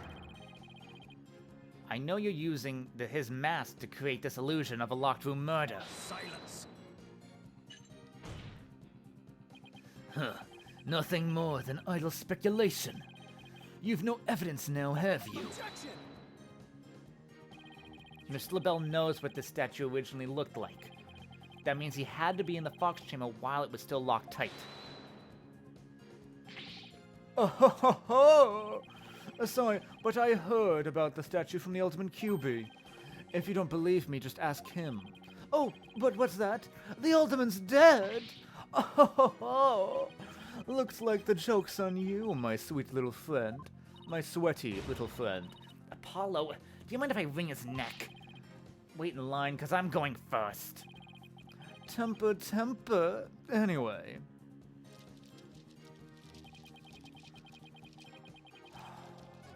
Oh, wait. Press. Hold it. The only nonsense here in this court is you and your assertions. Tisk, tisk. Such anger is terrible for the skin, you know. Beauty is like a flower that blooms forth from a serene heart. Excuse me? Yeah, I wouldn't expect such a wilted peasant like you to understand. Perhaps this fragrance will help you blossom with your bloom. Dag. You liked that, didn't you? Enough jabbering about blossoms and whatnot. Get on with your testimony before I slice you into a bouquet of cut flowers. Oh dear, please excuse me. As I was saying, the assertions of a wilted attorney here is utter nonsense. But if he did admit to such nonsense, we'll expose the truth behind the Tenotaro right here and now. And just how do you learn of this so-called truth behind Tenmataro? Alderman Kyubi told me all about it. The secret of the Forbidden Chamber and the truth behind Tenmataro. Why would he share secrets like that with you, Mr. LaBelle? Because of the Alderman's wife. I was looking after her while she was hospitalized. He appreciated so much he shared the secrets with me. Wait, did he threaten the alderman in addition to the mayor? Don't tell me that's how he learned how to open the Forbidden Chamber. Needless to say, I'm not above revealing the truth behind Tenmataro.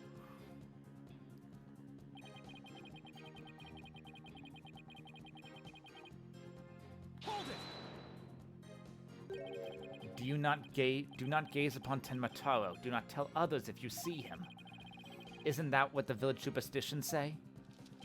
Exactly! Telling others what Tenmataro looks like would reveal the truth. That's why the superstitions were written down in the first place. And ruin coming to the village if you free him? Is that a warning not to expose the truth? Oh, bingo! And the truth is, Tenmataro is a great, greed-inspiring fortune. That's the whole battle over the Nine-Tails Vale is all about. Tenmataro is a great fortune? Come to think of it.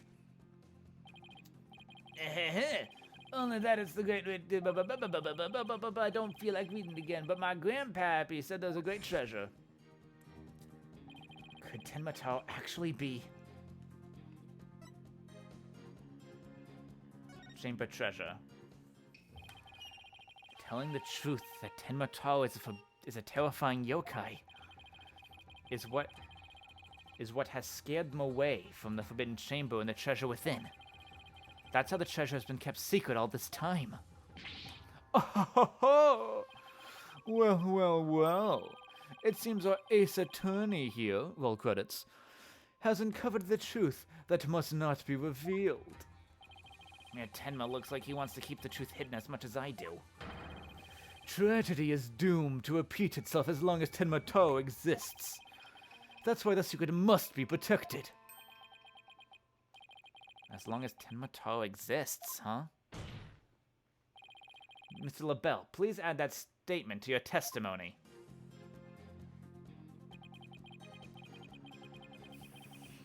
I guess we'll press it, but I think I know what to present. So in other words, tragedy wouldn't occur at all if there was no Tenmataro.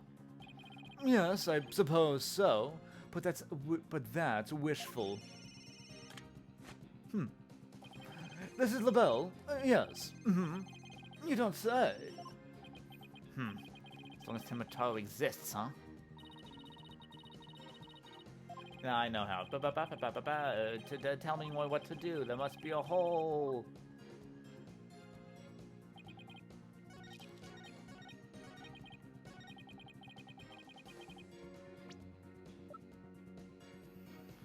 Objection! Mr. LaBelle, what if Tenmataro no longer existed? Revealing the truth would no longer be an issue, would it? If Tenmataro no longer existed... What on earth are you talking about? Oh, apparently you haven't heard. Tenmataro no longer exists. But I guess you didn't go through... But I guess you didn't get to do a thorough search after the key was taken from you. Because when we searched the Forbidden Chamber, there wasn't any treasure there. Really? Well, maybe you weren't looking in the right place. Sorry, but I have proof that Tenmoto no longer exists. Take a look at this figure. What do we have here? It looks like some sort of creature. We found this in a forbidden chamber. It's an Azuki Kozo figure. The great thief Azuki Kozo used to leave them at the scene of his crimes. Are you suggesting that Tenmoto has been stolen? Yep, Phineas Filcher's grandfather, a master thief, was the culprit. And by that hideous moronic caretaker's grandfather, no less. No! My beautiful golden Tenmutaro was... The greed inspired by Tenmutaro can no longer bring ruin upon Ninetales Vale. Isn't that right, Mayor Tenma? The root of tragedy that would indeed seem to be gone. In fact, I never called the alderman revealing the secret to me on the day of our meeting. He must have been speaking of Tenmutaro, for he said to me, the gold ingot was gone. The gold ingot? You mean the treasure that is Tenmutaro's true form? Recall, if you will, the scroll in the Forbidden Chamber. Tenmutaro is the yellowish object shown there. A giant gold ingot that my nomadic ancestors bestowed upon Ninetales Vale. In return for that gold my ancestors did receive from Ninetales Vale, land that would become Tenma-town. But drive the villagers mad with greed did that great fortune. Bitter was the greed-fueled battle. It was as if they were possessed. My ancestors' gold became a curse upon their village, a curse of ruin. Thus it was that yokai Tenma-taro came to be. So Tenma-taro and the village superstitions were merely fairy tales to scare people away? Huh. Fairy tale or not, Tenma-taro made quite the mess of things. Yes, indeed, for there is no greater monster than a mortal man's lust for gold. Well, you know what they say. The love of money is the root of all evil. My ancestors did bring a terrible thing here to Ninetales Vale. A thing so terrible that Tenma-taro, a monster just as terrible, had been created to keep it a secret. Yet have naught but love for the little village to which we owe our very existence. Tenma-town would never seek to take over Ninetales Vale in a merger. Oh my, that was quite a shocking lesson in history. Mr. Mayor, now that we know Tenma-taro no longer exists, are you ready to admit your secret? You are the amazing Ninetales, aren't you? No! Don't do it! Please, no! Begone, you demented demon! Now where was I? The Golden Lord of Yokai, the amazing Ninetales is indeed me!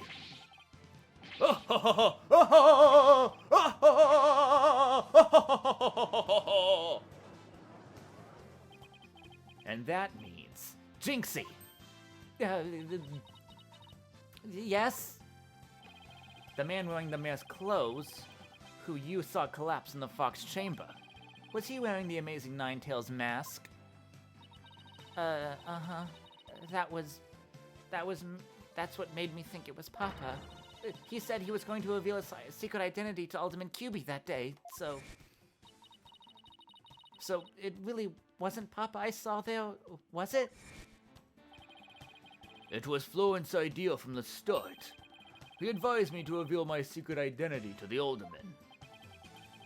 Yeesh, Rude Goldberg machines have less elaborate setups than LaBelle's scheme. You may rest at ease now, little Jinxie. That monster's deception is through. Caw! The true facts behind this case have finally come to light. Mayor Tenma did not kill Alderman QB, but Florent LaBelle did. How dare you, peasant! Oh, no! No!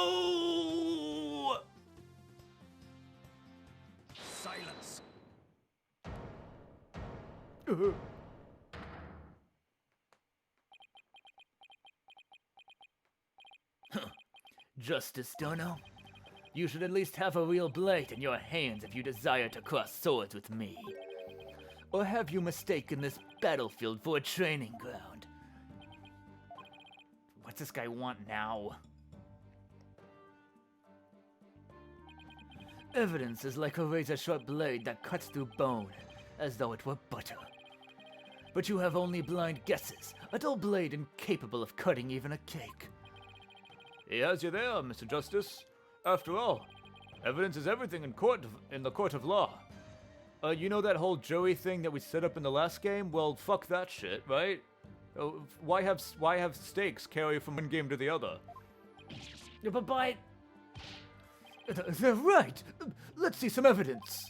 Of course, a perfect being like me wouldn't leave any incriminating evidence behind. Oh! This is the final battle. Just as a samurai must live and die by the sword, you will live or die by the evidence you hold. My swift blade of judgment awaits. Now present your conclusive evidence, or do you not have any? Oh, God. So the evidence is... Of course I do. Evidence? Oh, I have evidence. The evidence is the bottle of dye for, like, the hair dye thing, because there was still white hair found in the mask. You do? Of course. It's just the conclusive evidence we need, too. I'm going to finally prove Mayor Tenma innocent. Here comes justice. What the? Let's review the facts. The most damning evidence against the mayor was the crime scene itself. The mayor and the victim were the only two people found in the room.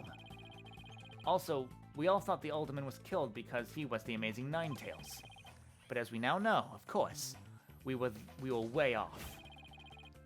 The Amazing Ninetales is really Mayor Damien Tenma, and that's why his daughter Jinxie saw the Amazing Ninetales collapse at the scene. She mistook him for her father. Those are the facts as we have revealed. However, Mr. LaBelle asserts that he did not leave any evidence at the scene of the crime. But he didn't say anything about evidence outside the crime scene. Maybe he isn't as clever as he thinks he is. Does he have any evidence found outside the crime scene that provide any clues? The mask. A clue inside the mask?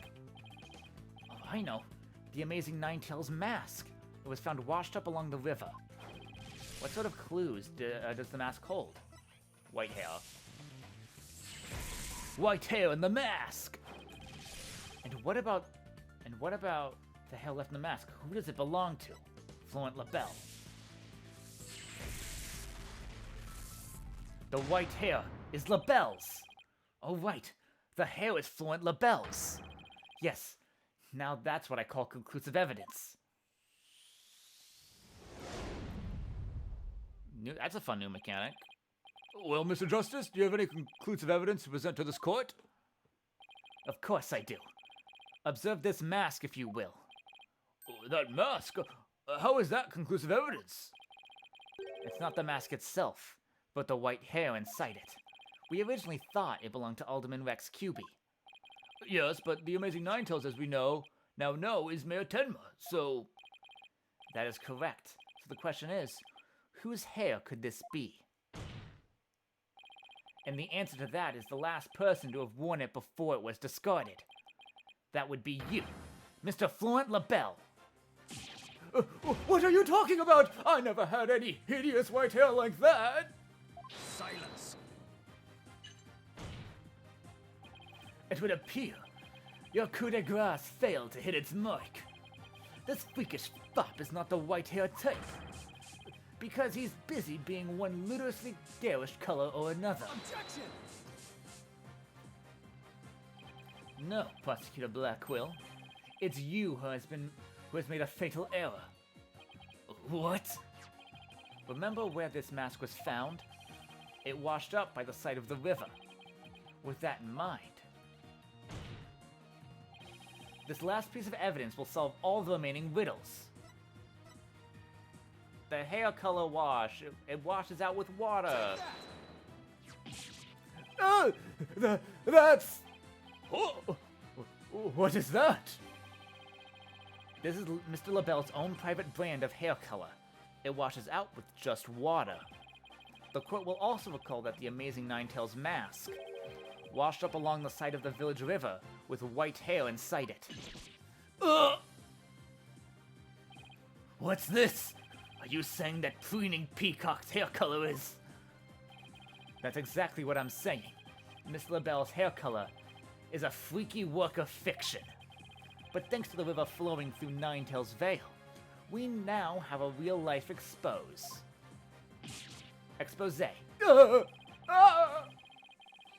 The white hair in this mask is a conclusive evidence proving that you're the real killer. A DNA test is all we need to prove it, and we both know we'll get a match. Admit it, Fluent LaBelle. You were the one who killed Alderman and Rex QB.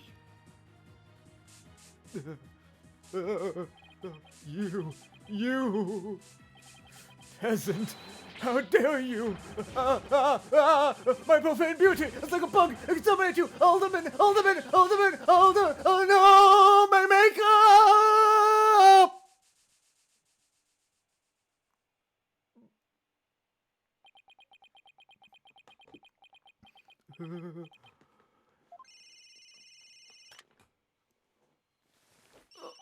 Hello, this is LaBelle.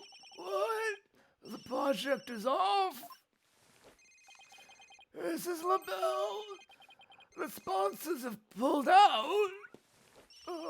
LaBelle speaking. I'm fired. You mean I'm no longer Mayor Tedma's aide? Hello, this is LaBelle. What? There's a stratospheric damages claim against me. $100 million. I'm finished, washed up.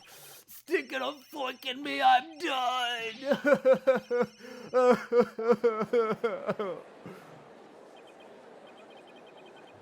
This is preposterous. I, Simon Blackwell, defeated? Order in the court!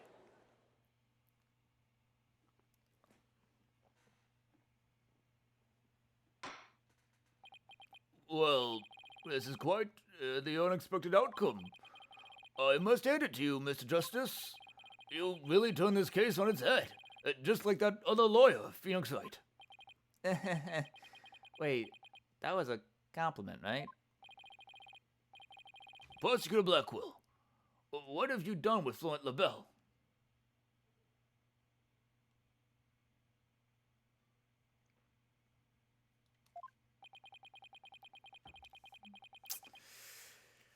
The defaced man has withered like a flower without water. One of the officers is currently tending to him with a sprinkler. Wouldn't that just wash even more of his makeup off? Allow me to explain the actions of the guilty party in detail. The motive, of course, was to steal the gold ingot known as Tenma Taro. However, few are allowed into the manor due to its cultural ties to Ninetales Vale. LaBelle set in motion plans to gain access to the manor and gold within via the merger. But the efforts of the amazing Ninetales saw those plans come to a halt. And thus, LaBelle murdered the alderman and attempted to pin the blame on Mayor Tedma. I see, but what I still can't comprehend is why would you go after the gold in the first place?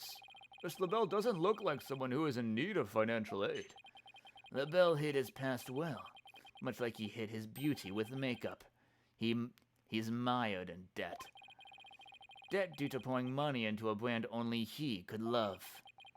Which is why he sought the gold with such a voracity. Too bad for him. Someone else had gotten to it first anyway. I see. Very well then. I believe it's time I declared a verdict. This court finds the defendant, Damien Tenma.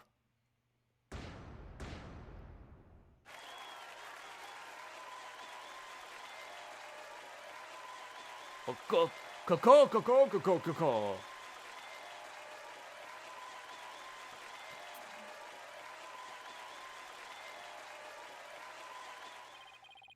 Court is adjourned. Court is adjourned. I'm tired.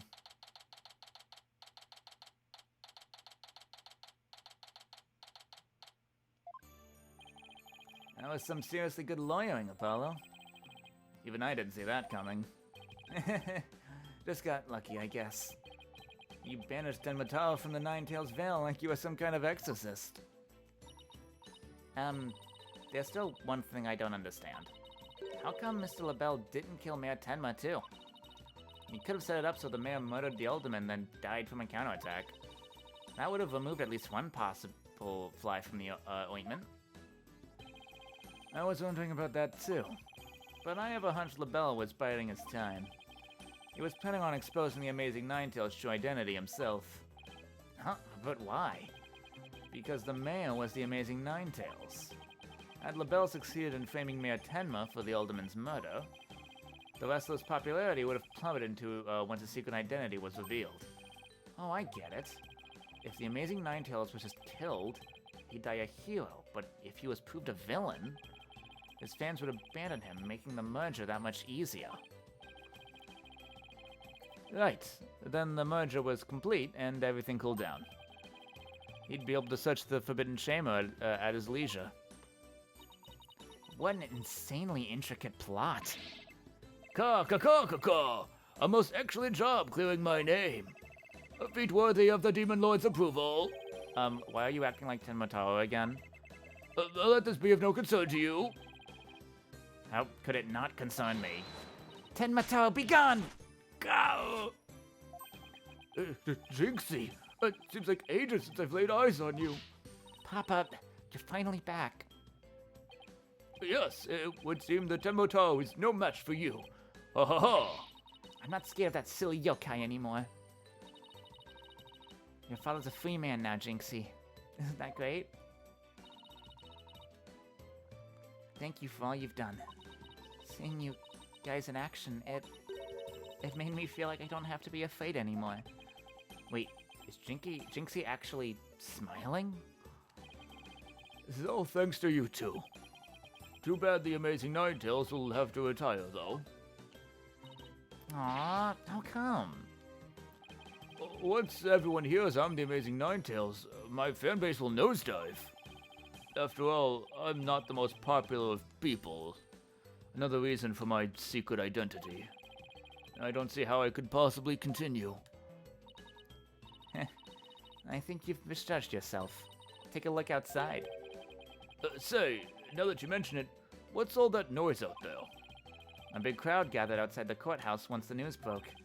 Seems they want to get a glimpse of Mayor Damien Tenma, the man behind the mask.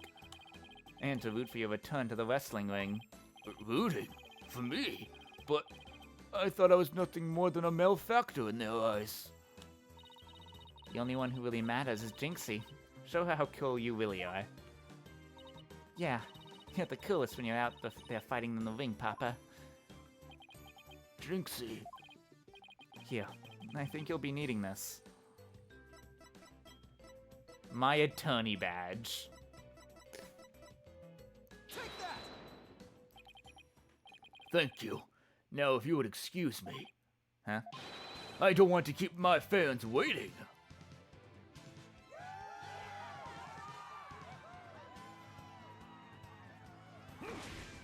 Anime. Damn. Nice quick change.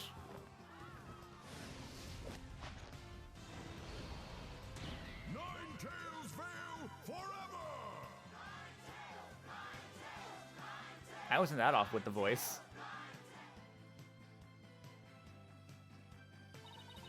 I sure hope they can settle the problems between Tenma Town and Ninetales Vale. Me too. I'm sure they'll be fine. After all, the blackmailer slash killer is behind boys, and the merger's no longer an issue. Plus, the Amazing Ninetales is obviously still a hit, and I expect Ninetales Vale will be too. And it's all because we believe in our client, just like you said. Okay, people. Now that we've got that one in the bag, let's go get something to eat. I'm starving. Sounds good. I've been so nervous I haven't eaten since yesterday. Better keep eating, Apollo. Or you might have to start looking up at me. Huh? I'm definitely past my growth phase, and you shouldn't be past yours, too. Are you kidding me? I'm just getting started. Ready or not, it's face stuffing time. Keep eating like that, and the only direction you'll go is sideways. Very funny. But I've got a hollow leg. I can eat as much as I want without gaining an ounce. Really? Wow, I can't wait to see this. Calories, huh? Just let him try and stick it on me. Alright. Alrighty, you two. Let's get going, before, the old man closes shop. Eldoon's Noodles isn't an all-night stand, you know. Hell yeah, I love Eldoon. I'm with Mr. Wright. Let's go. I've been waiting to have a bowl from there ever since Mr. Wright told me about them. Well, what are we waiting for? The noodles are on me today, so I expect some serious eating from you two. Yeah, thanks, boss. I won't let you down. Athena has no idea what she's getting into. Mr. Eldoon's noodle is so hot and salty. 2 bowls would kill a man. That was our first case together. And it felt like nothing could bring us down after that.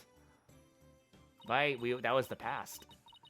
The dark age of the law seemed so distant, so irrelevant to our small, cozy office. But little did I know that it had been lurking all along, right there behind us. The first time it made itself known was during the murder at the Themis Legal Academy. That case would mark the twilight before the dark, cold night that was to come.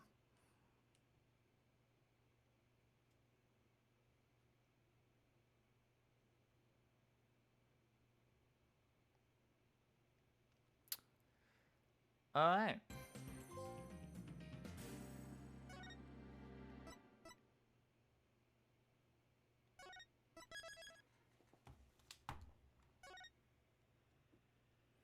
All right, anyone to raid?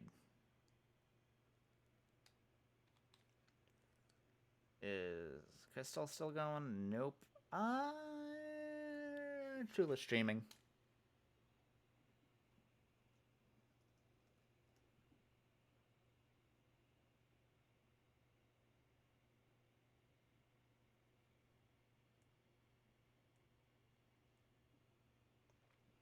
All right.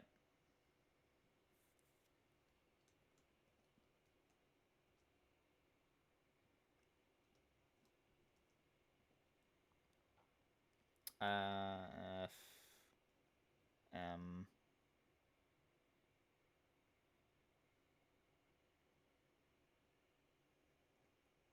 O S. All right. Good stream. Hopefully the people who live in my house don't hate me too much. All right.